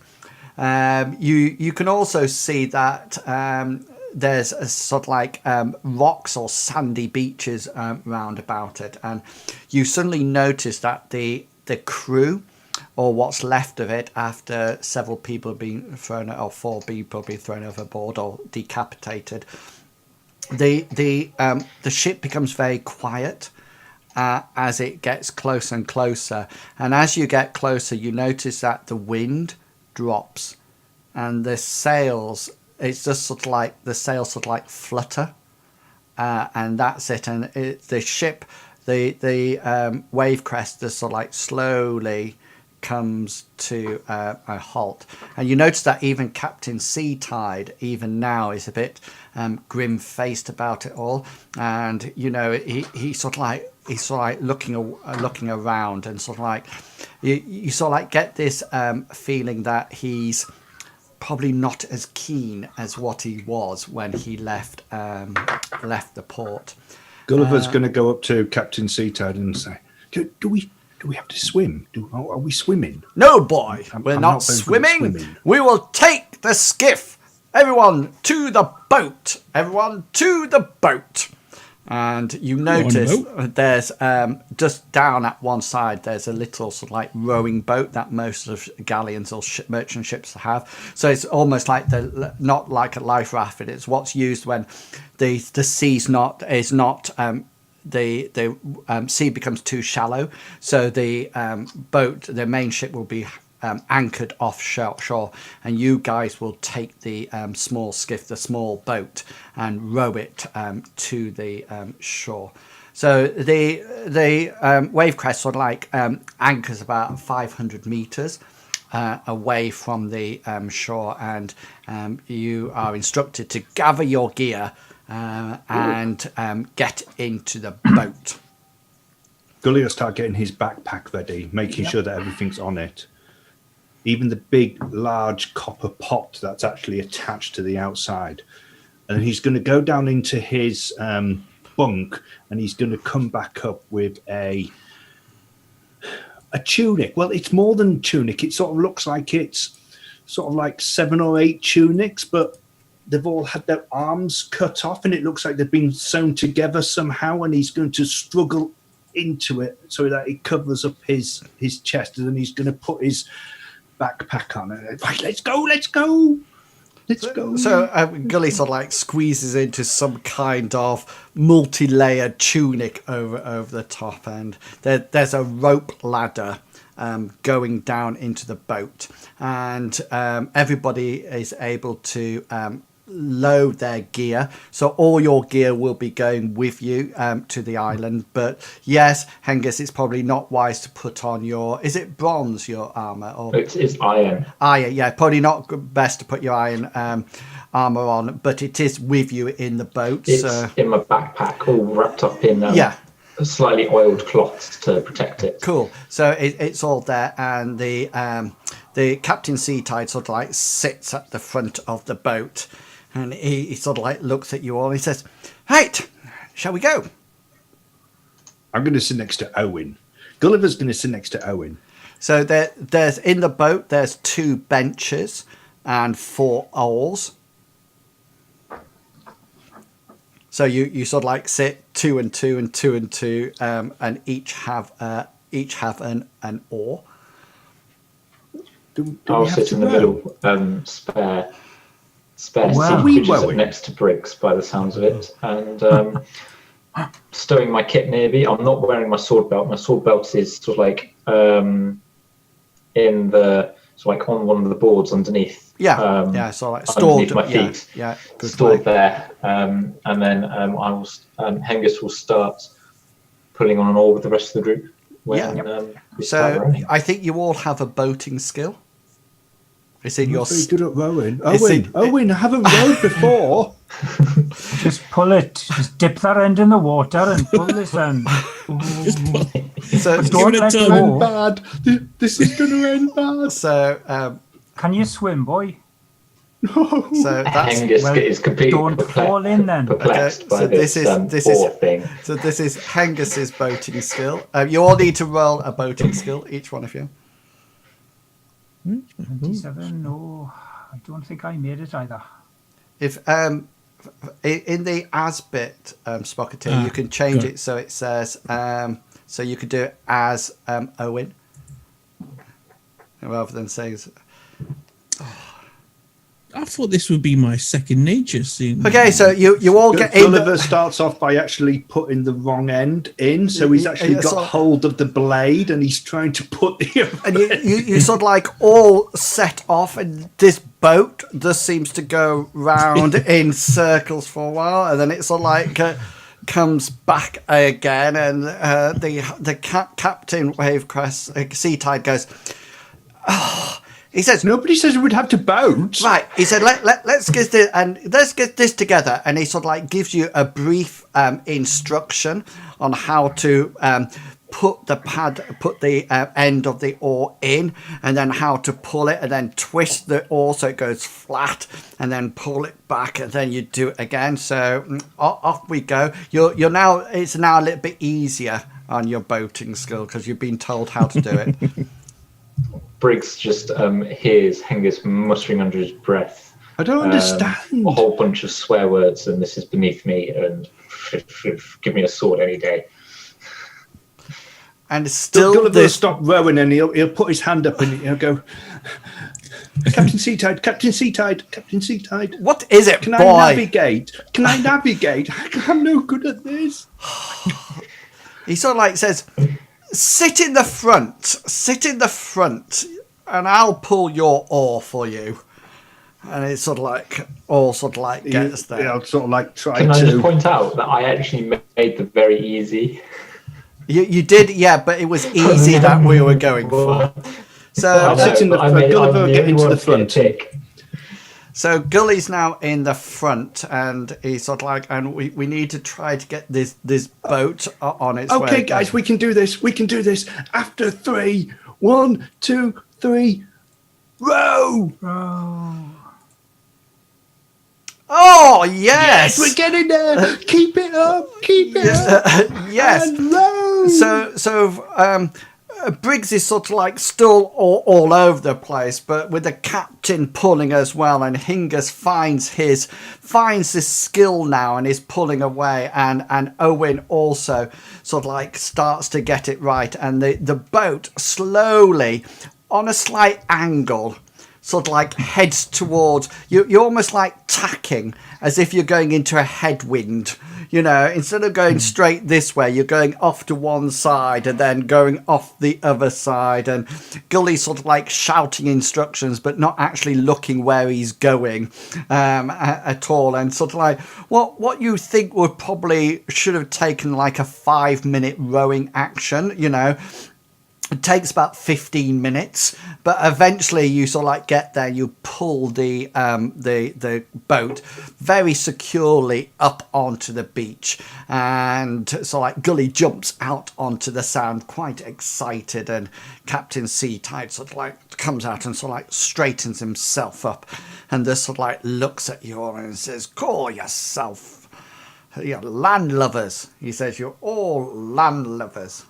And you seem to be on like a crested sandy beach. And the first thing you notice is almost like the complete lack of animal sounds. You can still hear the sea in the background, but there's no sort of like seagulls or monkey chatter or anything like that. It's quite sort of like almost like sinisterly silent. And it's literally just the waves coming up the beach that you can actually hear. And you almost like feel as if nervous. And you look into the island and you can see that the white sand, because it is pure white sand, it's not like this yellow stuff that you find at Scarborough. It's pure, or down in Cornwall or Devon or anything like that. It's pure white sand, you know, and you can see it goes into the up off the sort of like the coastal area, and it sort of like all gives way to shrubs and sort of like variety of plants all sort of like intermeshing and sort of like almost like barring your way. And the captain sort of like looks round and says, oh, I suppose we'd better go in. Suppose we better armor up first. Oh yes, As cannibals, yeah. He says, yes, you So guys Hengist then better. starts getting his armor out. You guys better armor up. Remember, you're here to protect me. Yes. Yes. Yeah. Just don't forget that. Protect me. So maybe I could walk in the middle of you. You sort of like 3 people. Sounds like a good idea. I don't think you can walk in the middle of 3 people. I don't think that's going to be possible. So like 2 people in the lead, and then me. Oh, I see. Yeah. In the middle of you all. So, guys, on the you should see the front page now. Yeah. So imagine that we're going that way. So you can organise yourself. Into the carpet shop there. Yeah, you're probably going. Right. It's not going to be. It's going to be single file into the shrubland, and Hengist, you're probably going to have to do a bit of hacking now and again. So Gulliver's struggling on with his backpack, but because he's got this big tunic on, he can't actually get his arms round it properly. Sorry, Owen will help you. So all of a sudden you feel yourself go, oh, like this, as Owen sort of like lifts you up and sort of like gets your. Oh, thanks, Owen. Thanks. And where are you putting Gulliver? Not at the back. Can I stand here? Not at the back. No, you need to go in this. Yeah, you go in front of me, boy. Oh, right. Okay. Right. Owen is wearing laminated armor, has a spear, short sword, helmet that used to have a plume on it, but it's seen better days. Hengist is wearing a slightly greeny tinged iron plate, but you don't think it's rusty or anything like that. You think that it's sort of like slightly enamelled, but slightly faded at the same time. Yep. And he's wearing, and it's sort of like embossed with a white horse, sort of like going across the chest plate. And he's got a dark green cloak on as well. It's not a full cloak; it doesn't extend all the way down. It sort of like gets cut off, sort of like halfway down the calf, if you know what I mean. And you can definitely tell that the cloak is good quality, but has been very well worn and travelled, and sort of like there's bits of rips in the hem and that sort of thing. And he's also wearing a half plate helmet, sort of like with a nasal guard and cheek guards. And he does actually have a white plume, like a horse hair sort of plume coming down. He also is carrying a triangular, I can't pronounce it, Heathler shield or whatever it is. Yeah. And he has his long sword out. And you also notice he does have a dagger attached to the right-hand side of his belt as well. My shield is a rather large circular shield, I forgot. Exactly. Excellent. And what about Gulliver, Briggs? Gulliver Sorry. look at Hengist, and then look at Briggs, and then look at Owen, and then look at Hengist again, and he'll turn around and go, should I be wearing armour? Owen, do I need to wear? Are we expecting trouble? Well, there might be trouble, boy, but Right. No.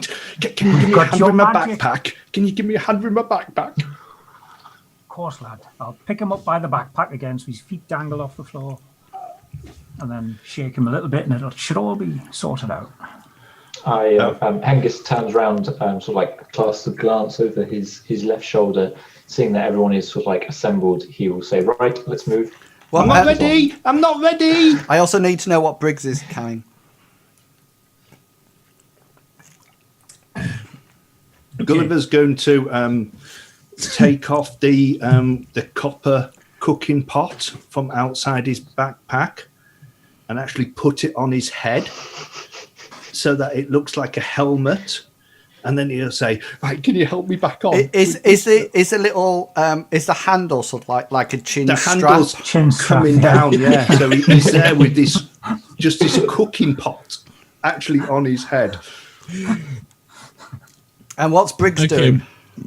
Briggs is he has a leather chest piece. Is it a chest piece or an abdomen? Chest, yeah. Unless you're going bare-chested and just have leather underpants on. I'm trying Going to full figure on out. Conan.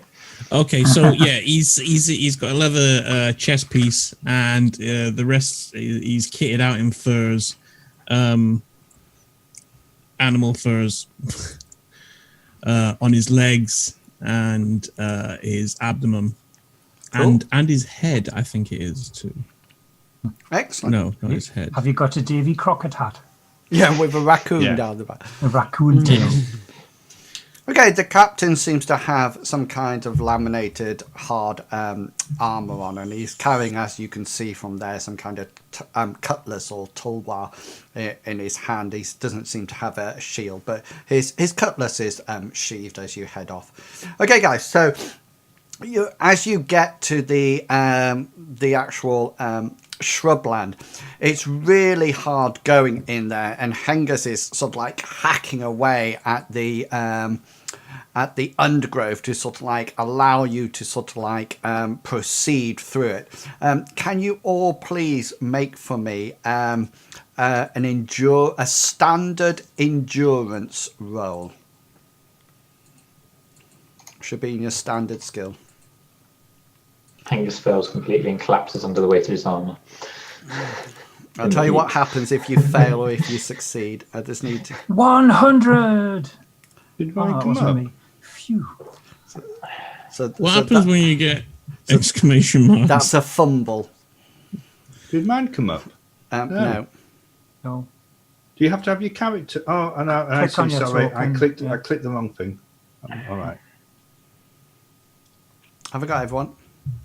Yeah, I've done mine. Okay then. So as you struggle your way through, you all take you increase your fatigue by 1 level, apart from Owen, who no, not you, Owen. Apart from Briggs, who seems to be stumbling a little bit more than anybody else and struggling. He's used to being a nomadic, part of a nomadic tribe. He's used to open plains, and he's finding it really, really difficult in this terrain. So he will actually increase his level by 2. So you can do this on your character sheets under fatigue. So everybody will be now winded, apart from Briggs, who will be tired. How long have we been travelling? Tired. This will be up to the nightfall. Okay, but there's something else that's going to happen. Okay, there's a whole load of bushes and briars and thorns and everything. So I would like you to make either, it's up to you which one you do. Okay, but you can't do both. And so once you make the roll, that's it. You can either make a hard athletics roll or a standard survival roll. So it's completely up to you. So you'll find athletics in your normal skills, but if anybody's got survival as a skill, because it'll be a professional skill, so you put points into it, then you can roll that as normal. So it's either hard athletics or a normal survival. Athletics for me, it's all I've got. I'm going to risk the survival, although I have a better percentage on the athletics, but it's a lower rate, so I'm going to risk it. Right, so can you see now that because you're fatigued, it says hard due to fatigue? Okay, so that means that everything will be one step harder rather than the standard. So did anybody do athletics? I did. Yes. Yeah, but you failed in any case. Oh yeah, sorry, I didn't succeed. I did it. Oh yeah, so Owen, you succeeded. So yours would be a hard athletics, but because you're fatigued, it would actually be a formidable athletics because of that fatigue. But can you notice you actually survived the formidable as well? So you're absolutely fine. The rest of you failed your roll, so you will take. Did anybody fumble? No. You will take. Let me just roll this. This is harsh. You will take 1 point of damage, okay, to either your left or right leg. It's completely up to you. Armor will not stop this. So imagine that you're going through the undergrowth and there's briars and thorns and it's getting in between your arm and it's cutting your leg. So either your left or right leg, I'm quite happy for you to decide which one. It's taken 1 point of damage just as you sort of like go through the day bashing your way. You stop at lunchtime, you adjust your grease if you've got any, or if you haven't then you wipe away. You notice that your lower Owen, this is not. It doesn't apply to you. Your 1 point, did you say? 1 point, yeah. Your survival skills, your athletics means that you were nimbling, stepping out the way all the time. But you notice that your legs are cut and there's bruises when it's been slashed against you. And could you also make either perception or insight rolls, whichever is higher? So you need to roll whichever you're. Either insight or perception, whichever one's higher, roll that roll.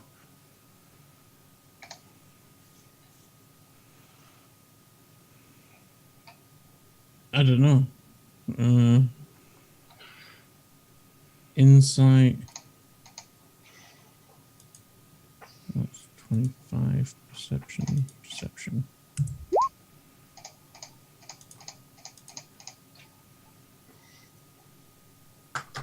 So Gulliver, you failed. Hengist, you succeeded. Owen, you failed. And Briggs, you failed as well. So who was the one who actually... Hengist. Oh, you're a trooper, aren't you, Hengist? Okay, throughout the day, you get this almost like unnerving feeling that you're being watched from the bushes. And every now and again, you sort of like feel that somebody's got eyes on you or something has eyes on you, and you turn. But every time you turn in that direction, you can't see anything at all. It's totally and utterly nothing there at all. As Briggs is the most immediate person behind me in the queue, or the party, Hengist will, after a while of feeling this weird feeling of being watched but not seeing anything watching him, he will turn his head over his shoulder, turn to Briggs and go, "Keep an eye out, we're being watched."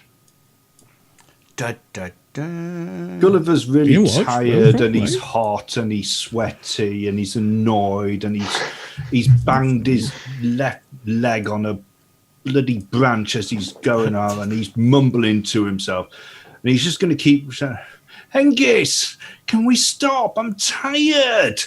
Can we just stop for a bit?" You keep saying, Hengist, are we there yet? Hengist replies by throwing this weird fruit that he's just plucked off a tree and just throws it back over his head and says, "We've already stopped." And throws it towards roughly where Gulliver would be. Do you want to try to hit him? No, I'm just throwing it in a general direction. Okay. But if you hit him on the head, it'll go ding. I said, put that in your cooking pot. So I'm going to put you onto a map, okay? And This is your chosen campsite for the night. This is the best you've got. And it's up to you where you decide to stop on the campsite. Okay, you come across what appears to be some kind of track that is generally clearer than the rest of it, but it's up to you where you actually decide to take watch. Can you see it?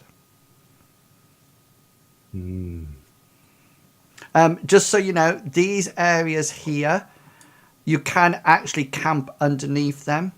You can camp underneath them. The only bits you can't camp underneath, or you can't sort of like penetrate, are these bits. Can you see this sort of like thick briar stuff? So Can't see where you're clicking. Oh, sorry, I'm on the wrong layer. Sorry. Can you see this thick briar stuff here? Oh, yeah. Right. Yeah. So we've got like a pathway. Yeah, so it comes to the end of the day and the sun starts to set, and there seems to be somewhat of a pathway. Well, it's more of a trail, as if over the years people have walked along this route over and over again. These vines here, can you see these?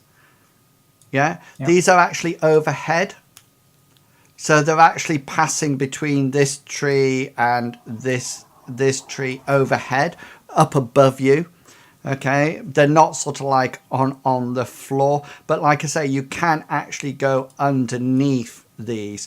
And if you want to know, because you tend to want to know this, but you know the if you think about it, the each one of these.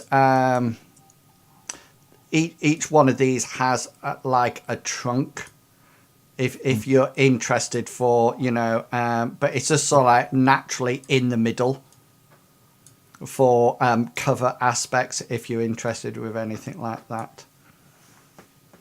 Gulliver will start trying to struggle off with his backpack.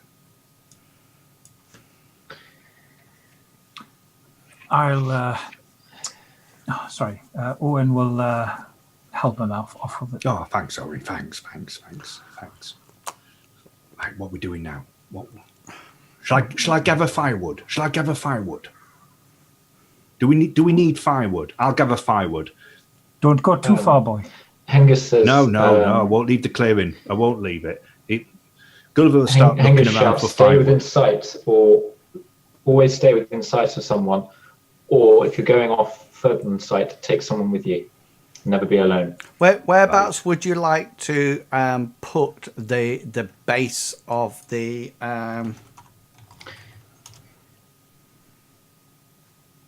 you know, the sort of like, I'm putting on a little fire there, and it's just for you guys to sort of like think. Gulliver's going to start getting what branches he can, and he's going to start popping them down about there, and that's where his backpack is as well. So you've got a fire there. You can. Can we move it now? Hang on, you will do in a minute. Right, you should be able to move it now. Yeah, we can move it.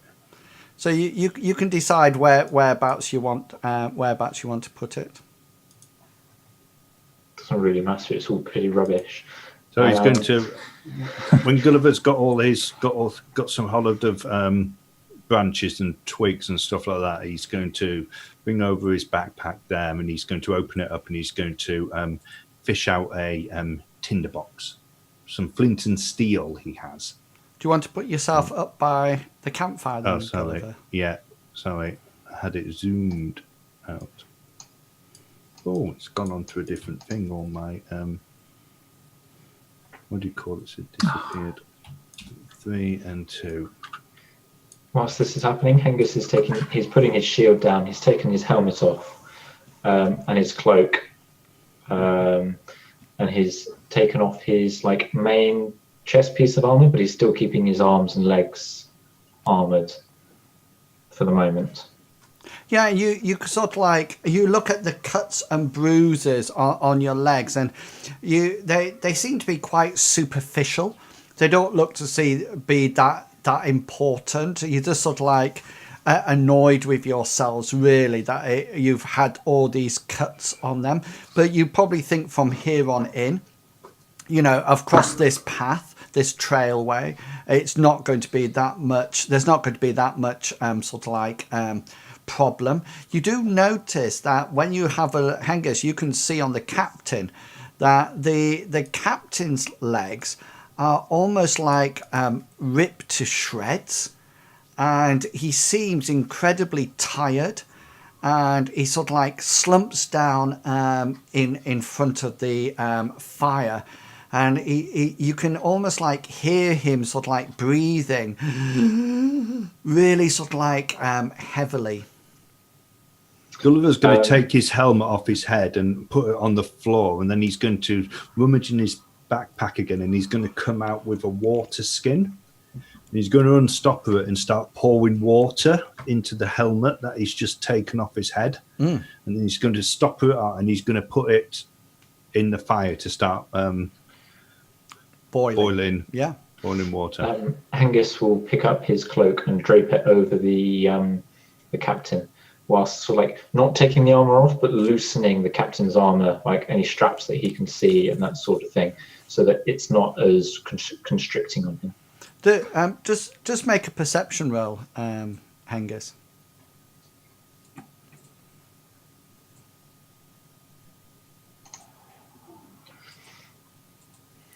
You're a bit puzzled because he doesn't seem to have any more cuts and bruises than anybody else. And he's just sort of like, really sort of like breathing heavily and seems to be quite out of breath. Owen's... I'll go and... oh, that's the fire. That's not me. Yes, Owen, sorry.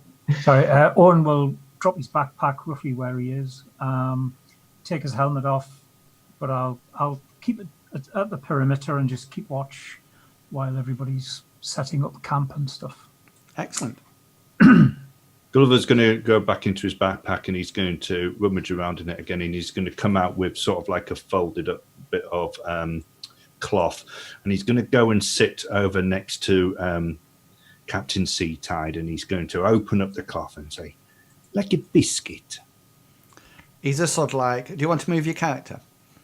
Yeah, sorry. Is this so I know? Where is he? Oh, there he is. Let me zoom in a bit. Let me zoom in. He's sort of like, he just sort of like says, his head's really sort of like down, and he says, "No, boy, I just need to sleep.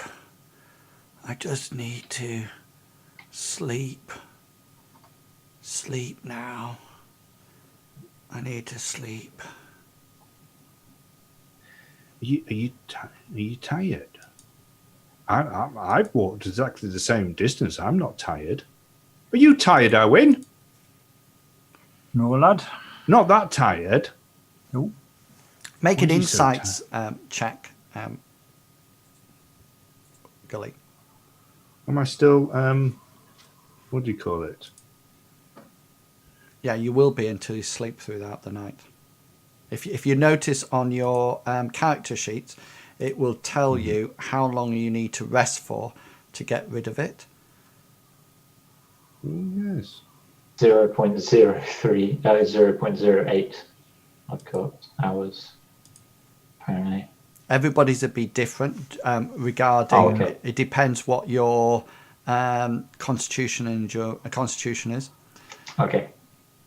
0.1. Yeah, you think there's something very strange going on here, Gully. You know, you're right. You know, he's been walking exactly the same amount of everybody else, and everybody else. I mean, you're cut, you're bruised slightly, but that's about it. Maybe. Angus turns to Gully and say, maybe it's just he's not used to walking that far, being on board ship and being as a captain as well. He's not going to do very much. He's just going to stand over here and shout, isn't he? I'm not used to walking either, and I've managed it. And Master Healy, he's a lot older than him, and he can walk a lot farther than he can. And he's not like that. He's not well. There's something wrong with him. The captain sort of like slowly, sort of like slumps over onto his side. He's not taking first watch. I can tell you now. He's out of it. Hengist will. Maybe he's been bitten. Hengist will, yeah. Hengist will have a look. Or Did he eat get that someone fruit to that have you a look. chucked back? I think he ate that fruit. Don't eat the fruit. It's poisonous. The fruit's poisonous. I could. Do the wounds on his legs? They don't look. They're just scratches. There's nothing sort of like. Oh, maybe it's leeches. Blood-sucking leeches. Do you have a first aid skill? Me? Yeah. Gully. No. No. So they just seem to be normal scratches, just like yours. I'm going to start pulling up my trouser legs looking for leeches. Yeah. No. There's no leeches. Check for leeches. Check I've your got- groin area. I've got first aid. And Hengist will say, is anybody good at healing? Okay, Briggs, you can go across to him, and you can make a first aid roll. Hengist will This is take a a step little back and make space for Briggs. Stand back. Doctor's in the house. And whilst Briggs is having a look at Oh, the captain, stand Hengist watch, will I'll start stand watch. scanning the Nope, he's fine. undergrowth. Yeah, you just think he's probably like Gully said. Hengist says you probably think he's just Maybe he just needs to sleep. he just thinks he's not used to it. Oh, and you don't need to keep moving your character around if you're patrolling. Then I get it. I think he needs to sleep. Okay. Okay, so you guys, he's going to do some sleeping. So the rest of you'll need to set up, if you wish, probably set up some watch rotations for the night, or whether or not you all want to sleep or whatever. Hengist I'll says, stay up. I'll take first. I'll join. Hengist says, I will join Owen, and then Briggs and Gully can take the second watch. Okay, so it's going to be, because we're in this nice tropical climate, there'll be about 6 hours of darkness, maybe 7. So you can probably split it 3.5 hours each. And then I need more than 3 hours sleep. I can't survive on 3 hours sleep. Would that be it? 3 hours? I need more than 3 hours. 3.5. I can't do 3 hours. I can maybe do 5. I could cope with 5, but I'm so tired. Don't worry, boy. You have a lie-in. Let's do 5 hours. You'll probably wake up, Gully, and the whole party's We're gone, all and gone. you'll just... Yeah, Gully, we've gone this way. We leave a trail for you. So What about Master if that's the Seatide? case- Is he taking a turn? No, he's How come actually... how come I have to? He's actually take a turn and he's not? He just appears to be out cold at the moment, and his breathing's quite shallow. It's not sort of like a quite restful sleep. It's almost like It's leeches, I tell you. would you like to They're check in his his groin? lungs. They're in his lungs. Leeches, and Master Healy's told me about leeches in the lungs. They slowly suck away your life. That's what it'd be. So Hengist and Owen, are you taking the first watch? That's correct. Yeah, and then Gully and Briggs, you're going to take the second. I've also put my armor and stuff back on, Cool. but I've got my shield slung over my back for the moment, and my sword is in its sheath. Brilliant. Okay then. So if Hengist and Owen would like to make some perception rolls for me. Gully's just going to curl up by the fire, and he's sort of like asleep instantly. He's Okay, so Angus and Owen, the night passes. Your first load of watch passes quite uneventfully. It's quite unnerving because there's not even that sound of crickets or that normal sort of like night noise that you would expect. at all. Briggs and Gully, what's your fatigue level? How long before you actually get rid of it? 0.125 hours. Fantastic. Briggs? Hour and a half.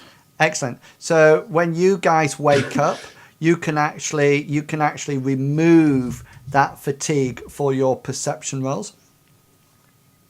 And then Hengist and Owen, you can remove yours from when you wake up. So Gully and Briggs, can you make some perception rolls for me, please?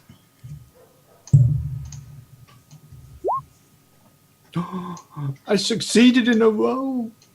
Hengist will, whichever side of the I didn't. like path that Gully's keeping an eye on, Hengist won't go to like all the way to the fire. He'll stay fairly close by before he hunkers down for the night. Okay. Just so that he's close by to lend assistance. Cool. So, Gully, you get this about 2 hours into your watch. You get this very unnerving feeling that you probably heard Hengist telling Briggs earlier on, that you almost like get this feeling that you're being watched, as if something's actually watching you from the undergrowth. And you actually, because you got such a good roll, you actually notice, and it sort of like appears, but then it's gone in an instant. You know, you see something very much like this. I'll shout out, Briggs, there's something out there. I saw something. And then and I'll point in the direction that it was, and I get close to the fire, even though I just moved the fire again because I'm too close to it. And Briggs, when you get over there, you see nothing. I'll start fumbling for my knife at my belt. Yes. Briggs, I definitely saw it. I definitely saw something. So Briggs has got his sword out, and I'm like, what is it, lad? Where is it? It was a man painted. It was a painted man. I saw him. Was it was the over shout- there, and I'll point where he was. Was the You shout had no loud sleep. enough to have woken me, or not? He was. Roll a perception check. I think he was about 7.5 No. foot tall. Fair enough. You're quite It was- tired from the day, so you're quite. It was 7.5 foot tall, with sort of like glowing eyes. I definitely saw him. He was over in that direction. We should wait the others. I think we should wait the others. I think you should go back to sleep, lad. He's on watch. No, honestly, I saw it. Master Healy said that I shouldn't lie, and I wouldn't lie about anything like this. I saw him. He was painted. He was 7 foot. He had these glowing eyes and feathers coming out of his head. So Briggs is gonna scout round where he's seen and around the so Yeah, from make here- a perception roll. Okay. Briggs, are we waking people up? Briggs. Not yet. Briggs. Can I get a sort of like a burning stick from the fire Yeah, by all means. and sort of like hold it up and see whether or not I can These rolls are see anything? We should wait now. Oh, Briggs, you can't see anything. You think Gully's just sort of like making something up. You probably think he probably eaten some fermented fruit or something that had a bit of alcohol in it, and that's about it.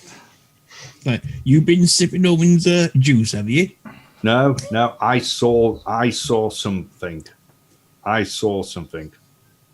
Well, good job. If you see it again, let me know. I'm just gonna. We're just gonna carry on with the what? the No, watch. no, Briggs. Honestly, I saw something. Enough, lad. Gully sort of like mutters and away to himself to the end of the watch, while you sort of like carry on, and then Gully, you can probably get a few hours kip when everybody wakes up and makes breakfast, etc.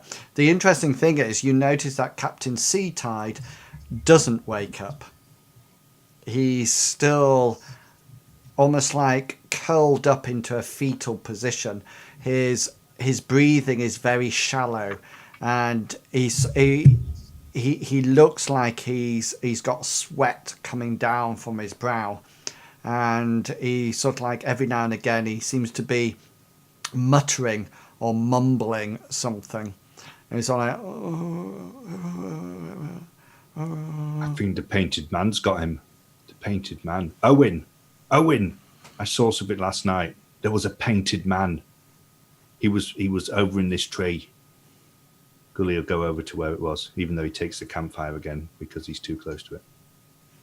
He was over there. He was painted. And he was like 7, maybe 8 foot tall, with glowing eyes. Did you kill him? No, Briggs didn't believe me. He called me a liar. I don't lie.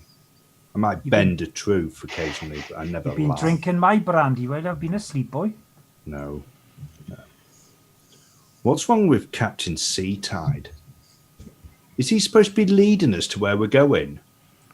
well, you probably think that because you've come through the jungle with no sort of like path or trail, and then you've suddenly come across this, and this is quite well trodden, so you think it probably leads up to whatever's at the end. But maybe a temple, maybe a clearing, maybe some kind of statue, you don't know. But this is obviously the way to go. The interesting thing is he's quite out of it at the present moment in time. Wait! I can heal him! I can heal him. I can. Right. Hengist, Stand back, you better everybody. get on it, boy. Stand back. Gully will kneel down by the side of him, and he'll put his hand on him, and he'll gather his magic, and he'll say, Leia, and try to cast a spell. Your magic slowly emanates from you, sort of like engulfs him, but you suddenly realise that there's nothing actually physically He's wrong dead. with him. No, he's not. If anything, just roll your sorcery skill for me. It's folk. No, I said roll your sorcery skill for me. All right. Witch, burn him. Right, invocation. Yeah. You figure he's probably cursed. He might be. Owen! What, man? I think he's cursed. How do you work that out? Master Healy told me a lot of things, and the things that he's taught me I can't discuss with you, because Master Healy said that, well, you know what he said. Well, no, I Because don't. some people don't understand. Hengist turns to Gully and says, doesn't matter what he says, you can't tell us. Is there anything you can do? Has he told you, did Master Healy tell you of what to do in this situation? Master Healy told me a couple of things. The first thing that Master Healy told me was that it's better to run than to fight. And he also told me not to talk too much. Oh, and he also told me to make sure that I cover up the bread after we finish supper. What about removing curses? Oh, no, nothing like that. No. Why would you tell me something like that? Well, it would be quite useful if you could, since you said he's cursed. No. I think Master Healy once showed me something in one of these grimoire things that he had, and it was talking about curses and people being really tired. And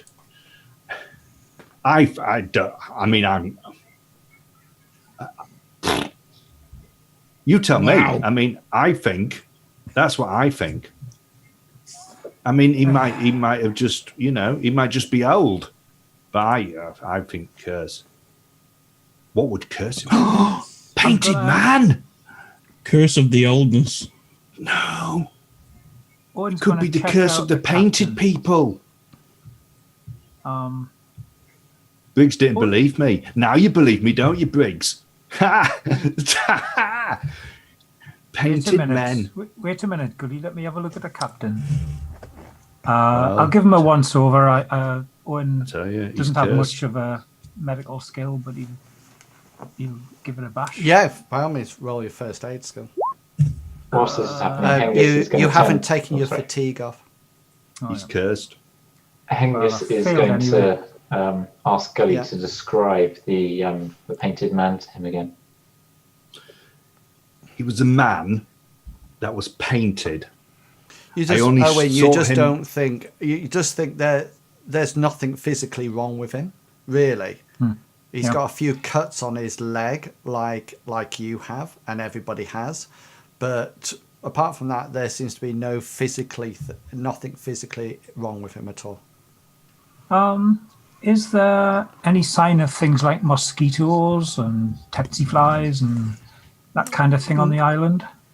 Have we been bothered by anything like that? No, because if you remember, there was no sound of insects at all. The only thing that you've been attacked by, if that's attack's the right word, is things like thorns and bushes and, bits of vine, and that's been it.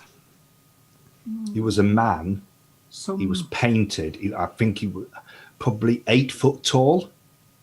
And he had feathers coming out of his head. And he had these weird glowing eyes, almost red. did he have bones through his nose? Oh, I didn't see that. Oh, I didn't see. It was dark. Did you see Didn't what see colour that. he was painted? Was he painted white, yellow? Yes. Yeah. White. Yes. Okay. And red. And red. Yeah. Okay. And blue. And yellow. So the captain's not actually fit to travel at all. So We're going to carry him. you need to sort of almost decide what you're going to do with him, because currently he's quite out of it. So it's up to you what you decide to do with him. I say we go back. We go back to the ship. That's definitely an option. But would that heal the captain if we turn up to the ship and we're meant to be protecting him and he's not? Well, his crew will be annoyed with us. I say there's probably some sort of cure further up the track. Perhaps we should press on. Maybe the painted man has the cure. Maybe he's a mumbo jumboer. Does the captain have any scratches round his neck or upper body? Like a blow dart wound, for example? No, that's what your first aid skill would have actually determined, and since I think you, I failed abysmally. yeah, so you wouldn't actually find that. Can Briggs have a look round, seeing if he can find any herbal plants or whatever? Yeah, roll your herbalist skill. Oh, would that be herbalist? I thought it'd be survival. No, survival is surviving in the wild. You might be able to do something like locale, which lets you know where things like that are. It's very rare Oh, that herbal. herbal remedies would cure curses. Curses tend to be more magical rather than natural. But Briggs doesn't know this is actually a curse. He didn't see the painted man, so all he thinks is... Oh, sorry, I thought when Gulliver found out. I thought Gulliver announced it to everyone. Oh, maybe then. We should. What are we going to do with the captain? Because there was that big discussion, wasn't there, about can you cure curses? Maybe we could hide him and come back for him. We shouldn't leave him alone. Gully will start pulling down the parts of the the leaves off the trees. We could just hide him underneath one of these trees and just cover him up. You probably have to use your knife if you actually want to detach any of the branches rather than just pulling them down. I'll take out my knife and I'll wipe it on, get the cheese off it, and I'll start cutting. You don't leave people behind. No, we should all push on. Well, I can't carry him. I can't carry him. Hengist says to Gully, if you carry my shield, I'll carry the captain. We could put him on your shield. We could put him on his shield and make like a stretcher and carry him like a cart. Sounds like a good idea. How big's your shield? Will he fit on it? He looks heavy. How heavy do you think he's out? My shield's about 3 to 4 foot circular diameter. Quite big. I can't remember what size it is, but it's a large size. I know Inwil said we weren't playing sizes, but it's a large. But which way are we going to go? Is yours the sort of triangular shape? Hang on, you're Gully's sort of like going off about directions. Are you planning on making some kind of tiller with somebody's shield at this point? Is that the plan? That's what we're discussing about. The shield, so we're basically trying to work out. It's not like a kite shield, so it's not a full body. It's kind of like a squashed kite. Oh yeah. If you know what I mean. So it's enough to cover sort of like a torso and parts of the legs rather than torso to feet. But I don't know the exact dimensions of this, unfortunately. We could build Your shield has a size. All shields have a size. Yeah, no, it's a large size, my shield. Yeah, so therefore, you don't need to know the dimensions, because if it's a large shield, well, we do if we're going to try and carry a man on it. No, but that's what I'm saying, because anything that's large is almost like human size. So it's automatically going to be bigger, because you can work it out from this the locations that it can actually passively block. So the large shield would be fine for him to actually be carried on. Plus, like I previously mentioned, he's actually in the fetal position, so he's not actually stretched out. So he'll quite easily fit on it. And you could probably get some vines from roundabout and sort of like pop him on it. Strap him on. The biggest question would be who's actually going to pull the tiller, or whether or not it's going to be one of you or two of you. Because remember, you're in single file. Well, we can take turns. Yeah.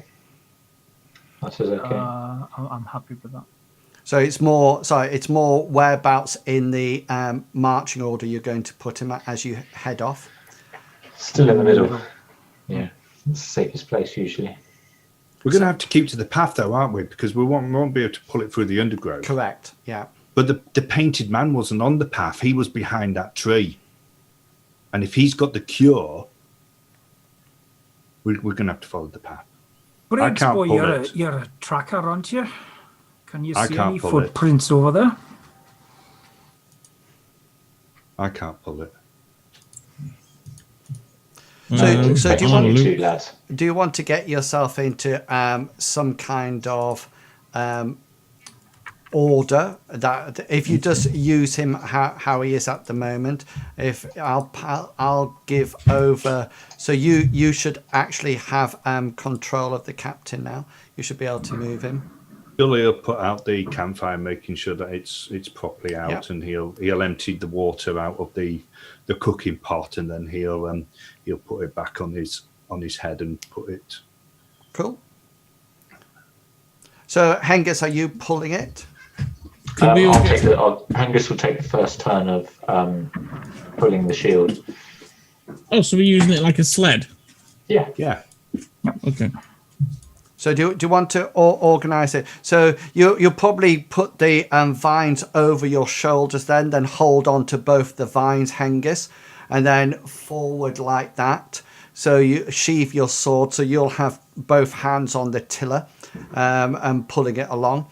And then then it'll be the captain, and then it'd be Where shall I go? Owen, where shall I go? Just where you are, boy. Okay. and then it'd be Briggs, then Gully, then Owen. Yeah, brilliant. Okay. Hengist will motion to Briggs and say, shouldn't you be in the front if you're tracking? And if we get attacked from the front, I'm not going to be able to defend us because I've got to untangle myself with this. That's what I was thinking. Well, I was gonna say anyway. Do you want me in front in case there's any like vines or anything in that I can chop down and stuff? Do you want me in front? Because I know what the painted man looks like. I've seen him. He was all like right, 8.5 foot tall. You've described him enough. I think we can all recognise him from now on. And you can always feel free to call him out if you see him. Right. Okay, so Hengist, you'll be carrying the tiller. Briggs, you're now at the front. There's only one pathway. So, are you? What weapons are you having out up at the front? He's gonna have his longsword out. Okay, so you'll have your long sword out. Gully, what are you walking along without? Nothing. Nothing. And Owen? Nothing. Nothing. Okay. Well, yeah, go on. So everything is sheathed apart from Briggs, who has his long sword out, and you head off along this track, this trail, and that seems to be taking you deeper and deeper into the actual jungle. And it's on the second day, it's getting hotter and hotter, but you don't go for only about 2 or 3 hours of pulling this. Obviously, the actual... Oh, sorry, computers has gone. Hang on. I just need to refresh. Roll20 has just died on me. Yeah, I'm back. Let's make sure everything else is back. Yeah, that's fine. You only go about 1 or 2 hours. Obviously, you're a lot slower pulling the captain when something happens. Briggs, could you please make a perception roll for me? Oh. That's the first time I've ever got stars and ticks. Yeah, well, it's... Yeah. You notice, as you're sort of like walking along, you suddenly notice that the trail in front of you seems to not be ground. There seems to be all these branches, these vines, these palm leaves that seem to be cut down and sort of like placed over it. And you're sort of like going along with such a good perception score. You suddenly think, hang on a minute, that's a bit strange. And it looks completely out of, it just doesn't look right. Beforehand, everything's sort of like been dirt and vines, and then all of a sudden, there's all these jungle leaves sort of like across the ground. So if you imagine it on the actual map, I'll pop it on for you. It's sort of like that in front of you. And there's all these sort of like leaves, everything across it. And then you notice that the thing starts again ahead of you. Would I recognize it as a trap? Well, it's got no signs or symbols. It's just sort of like has all these things. No, I mean from like the background in that. Would I recognize it as a full trap, and like an animal capturing? Well, yeah, I think the only thing to probably do is to probably move some of the branches. There might be a pit underneath it. It might just be that somebody is trying to hide something underneath here.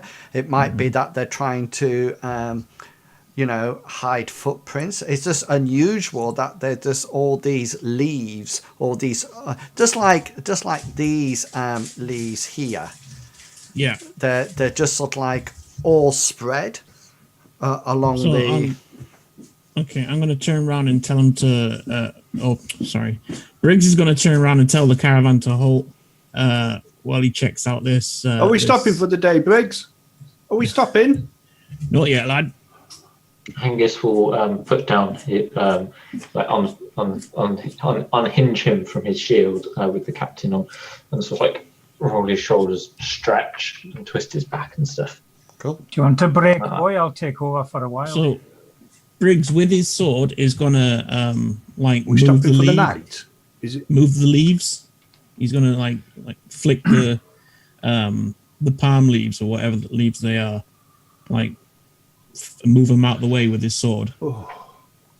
Yeah, so you sort of like flick a couple of these palm leaves, and you notice, there's a pit, and it's quite a long pit, and just at the bit that you can see that there's stakes in the ground, in the bottom of the pit.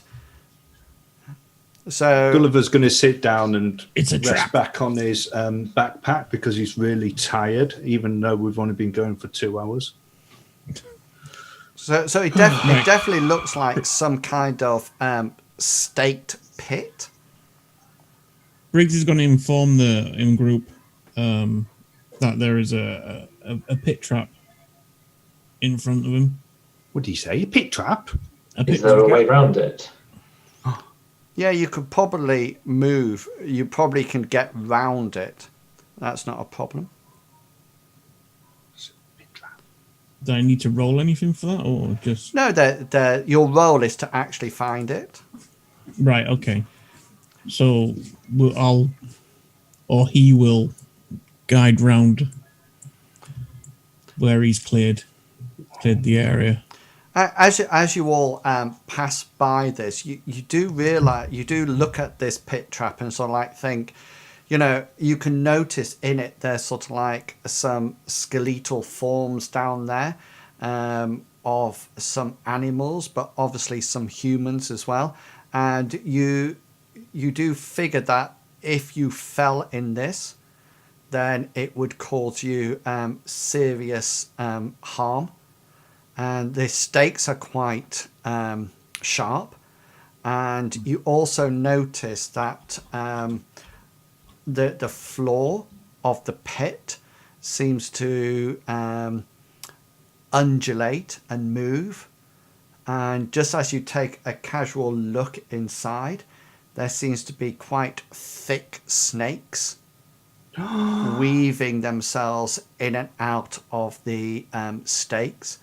So you probably think that if you fell in, if the stakes didn't get you, then maybe the snakes would. And you can see from the various bones in here that has obviously been the case. Snakes in there. There's snakes in So there. Briggs is going to turn around to the group and say, "Do we want to carry on, or Briggs, there could there's be more of snakes these- in this pit. There could be more of these pits, like scattered about. Do we want to carry on? I say and we go risk back. falling in, I say we go back.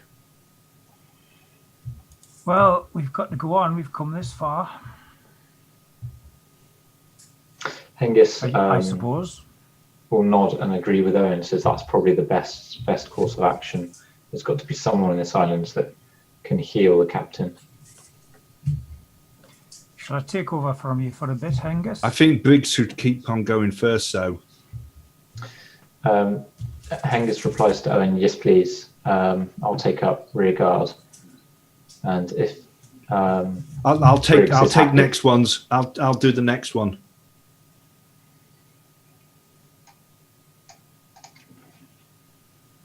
You need to be ready with your sorcery, boy. So we're going Briggs.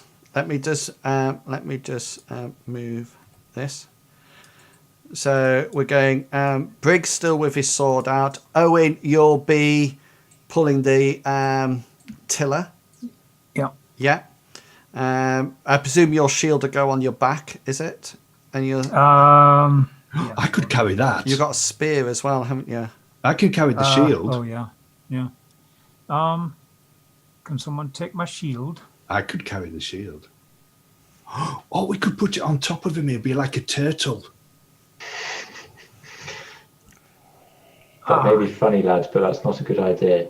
And then I'll in the exchange, I'll make to change to take the spear and the shield from Owen if he wants to give them to me. Okay, so you're carrying the. Cheers, Boyle. So Hengist has got the spear and the shield, and then Owen's pulling, and then Briggs is at the front. Yeah. Yep. Cool. Okay, so this trail twists and turns somewhat, and then all of us, you notice that it seems to burst out into a clearing, and the clearing is gigantic, and it appears to be almost like some kind of temple. There's a whole load of pillars, and it's all out in the open, and it's just sort of like you come out of the trail, and it's just a massive expanse of pillars, and almost like a paved floor. And you'll notice over here, can you see that? Mm-hmm. Yeah. Yep. There seems to be an entrance into what appears to be a building, and it's all sort of like made up of, it looks almost like sandstone, but it's obviously not. It's more substantial, and it's all it's old. There's lots of vines growing up all over the place, and it's obviously not being used on a regular basis at all. And you sort of like look around, but it's quite intricate. So the pillars are not just sort of like plain. There seems to be carvings on them, and from where you are, you can see that there appears to be carvings of sort of like tribal men and women, and with spears, and they're impaling animals. And you can see on the other side there seems to be volcanoes erupting into the air, throwing ash all over the place. And then on another one there seems to be a huge elephant trampling people and squashing people with its huge feet. And then on another pillar, you can see that there's almost like a serpent-like woman that has sort of like multiple arms, that's using it to spear individuals and impale them and slice them into.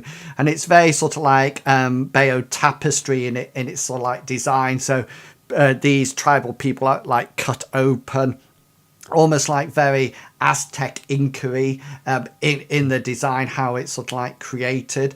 And the whole area, there's no blood or anything like that, but it's almost like very sinister. And you sort of like get this feeling that this is not a place that you would come for a holiday. Is it overgrown with vines at all, or does it look like it's been kept clear? In places, it's quite clear. In the path that you are on at the moment, up to about this point, if you can see that. Can you see that? Yeah. And then from that point to this point, that's is the almost like the clear way. It's as if this is almost like ceremonial, or people have walked this way a lot of times. The rest of it, there's vines or thorns, and even on the edges, you can see that the natural jungle has started to encroach onto it. Strangely enough, there was no steps coming up. It just seems to be straight onto it, but there probably was a demarcation at one point. but the jungle has encroached onto it. There's nothing above you.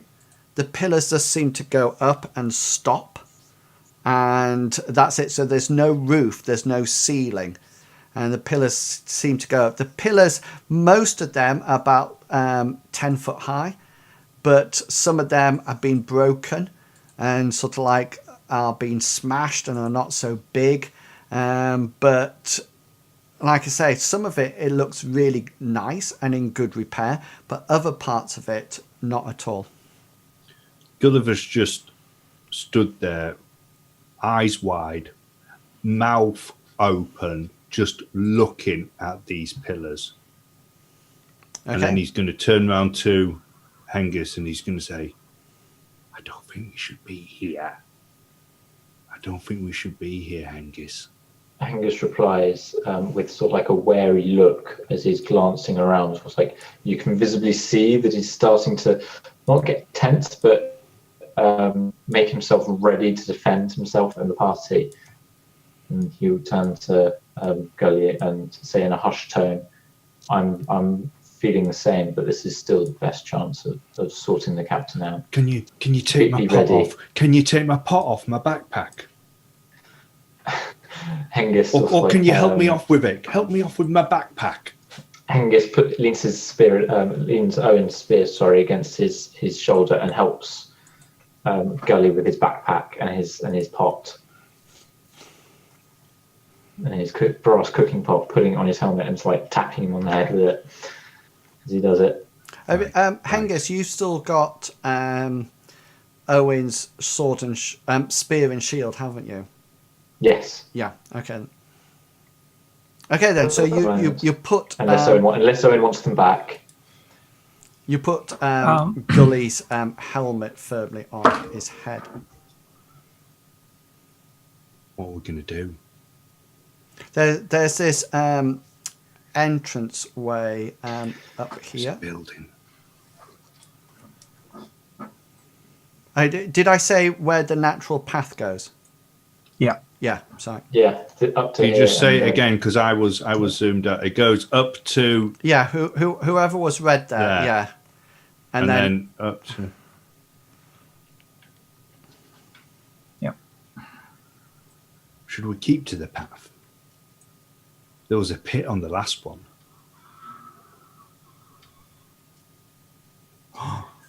Maybe something on the pillars will give us a clue. Gulliver's going to walk over to this pillar over here and start having a look at the... That's the one with the elephant on it. Can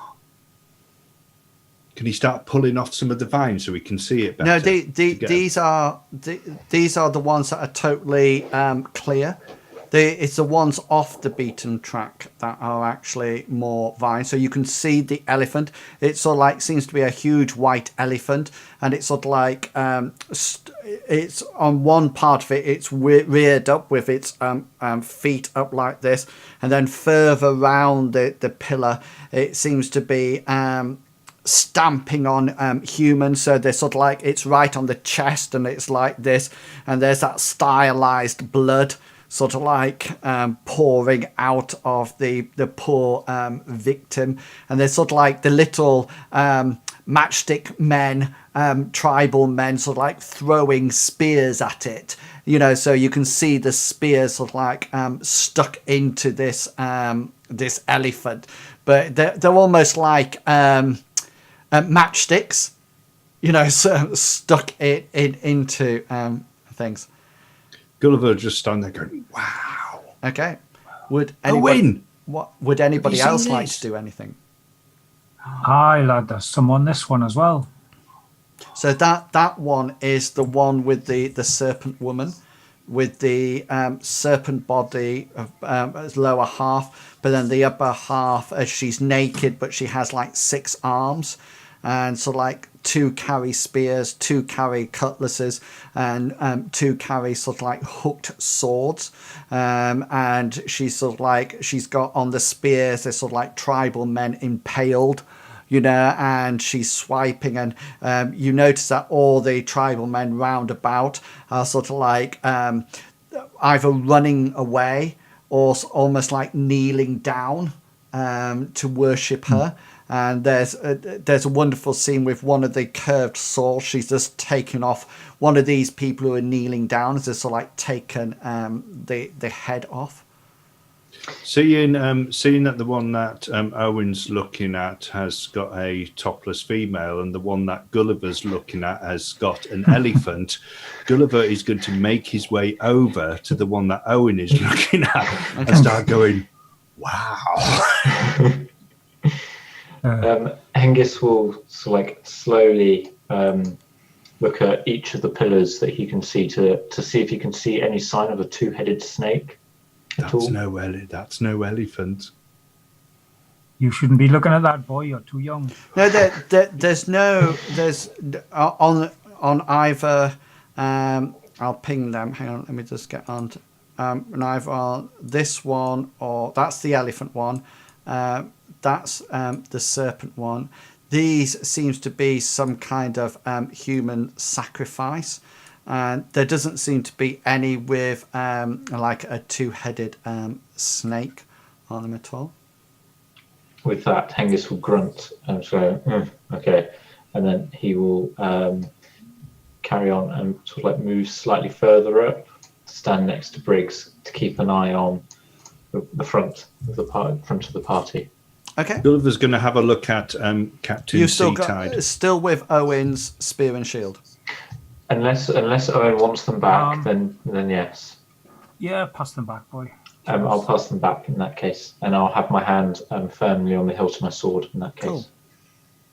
Gulliver's going to have a look at Captain Seatide and just look at him for a bit, and then he's going to say, "Guys, I think he's dead." Let me have a look. No, Owen, he's not dead at all. He's just exactly how he was when you left the camp. He's still moaning. He's still hot and sweaty. Exactly how he left. This captain's not dead. He's asleep. Ah, he looked dead to me. He's just resting. Okay, so suddenly you notice from a roundabout, and I'll put them on so you might have to zoom out if you're not completely zoomed out, because they're coming in from various directions. You can probably see now that all of a sudden you see these painted sort of like savage tribesmen coming out from, they seem to, the side ones seem to come out from the jungle, and they're actually carrying, they're only wearing sort of like animal furs in general protective areas, and they have what appears to be long spears. You also notice that they seem to have some rope tied around their waist, which you think could probably double up as slings as well. This one in front of you, Briggs, you think was probably hiding behind this pillar. And as you may be waiting for the other two to find their way into the jungle, and with a hideous sort of like cries, or more like screams, they actually start to run at you on both sides of the party. Let's just hang on. Let's just roll initiative.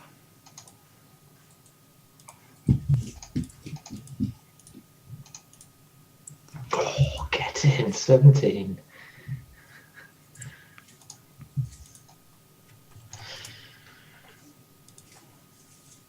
Are we all on? Yeah. I'm missing someone. Briggs isn't on. I got 13. I didn't click on my thing. Yeah, okay.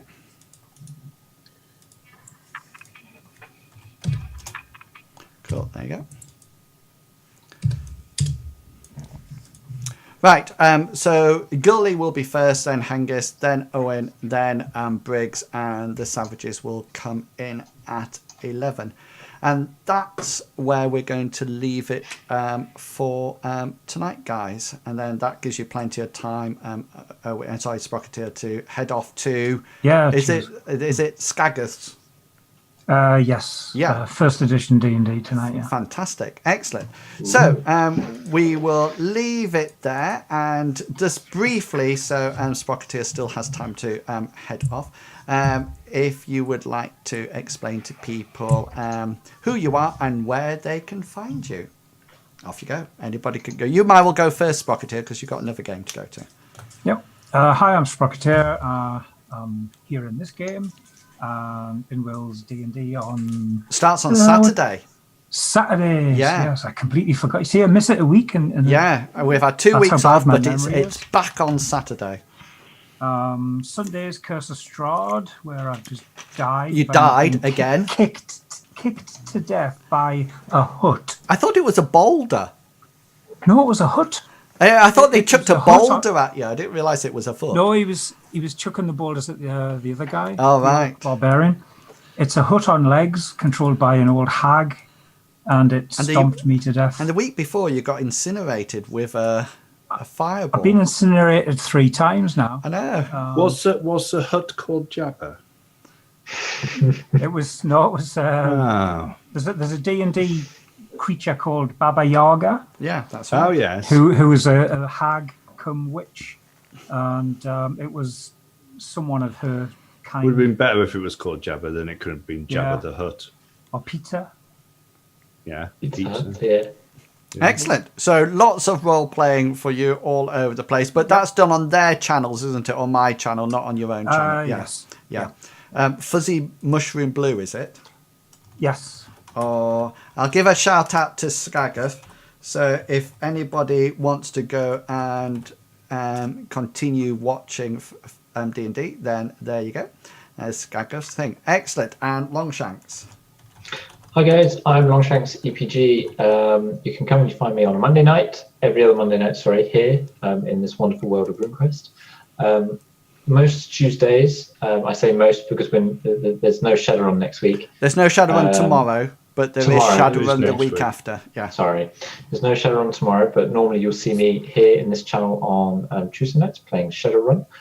And then you can also find me in various channels such as Big Beastie's or in Wills's channels in the chat, causing mischief any other time they're streaming. And cool. That'll work. And Big Beastie. I am Big Beastie. You can find me in this channel every other Monday. Again, doing the shadow runs on Tuesdays, but we're not here next week. We are here next week. You're not here tomorrow. We're not here tomorrow. Yeah. And on Saturdays playing D&D. You can also find me lurking in this channel when Inwilds is streaming and other places. Says that you were doing in real life last time you were streaming, Big Beastie. Yeah, I was sorting out my microphone on OBS, getting a noise gate put on. Excellent. So my name's Inwills. Yeah, I won't be here tomorrow for Shadowrun. We're taking a week off to create a venture. I might be online actually creating the adventure. On Wednesday, I have a 12-hour live radio broadcast. So please do come along and support it. It'd be lovely to have people listening to the radio broadcast. I'm doing it for charity, for Cancer Research UK. So please, even if you just put me on in the background, then that would be brilliant. What time will that start? 9 o'clock in the morning to 9 o'clock at night. And that's it. So that's like 12 hours. It is 12. Yeah. Saturday I will be playing ESO, and then Saturday night will be Dungeons and Dragons as usual. But if you look at the events, then I've got my events all up to date. So please just go and look at those, and then you can be sent a reminder if you wish. Okay, if you're interested in watching further exploits of Runequest, please remember that we don't do Runequest every single week. We have a week off, so we've done it this week, so I have a week off next week and then be back. So it's alternative Mondays, just to give me a bit of a break. And so, but please do come back, and if you enjoy the game. Okay, so it just remains for me to say to each and every one of you, please say what you think and be who you are, because the people who mind don't matter, and the people who matter don't mind. Have fun, and I will catch you all later. And until then, consider yourself well and truly waffled. Have fun, guys. Bye. Bye.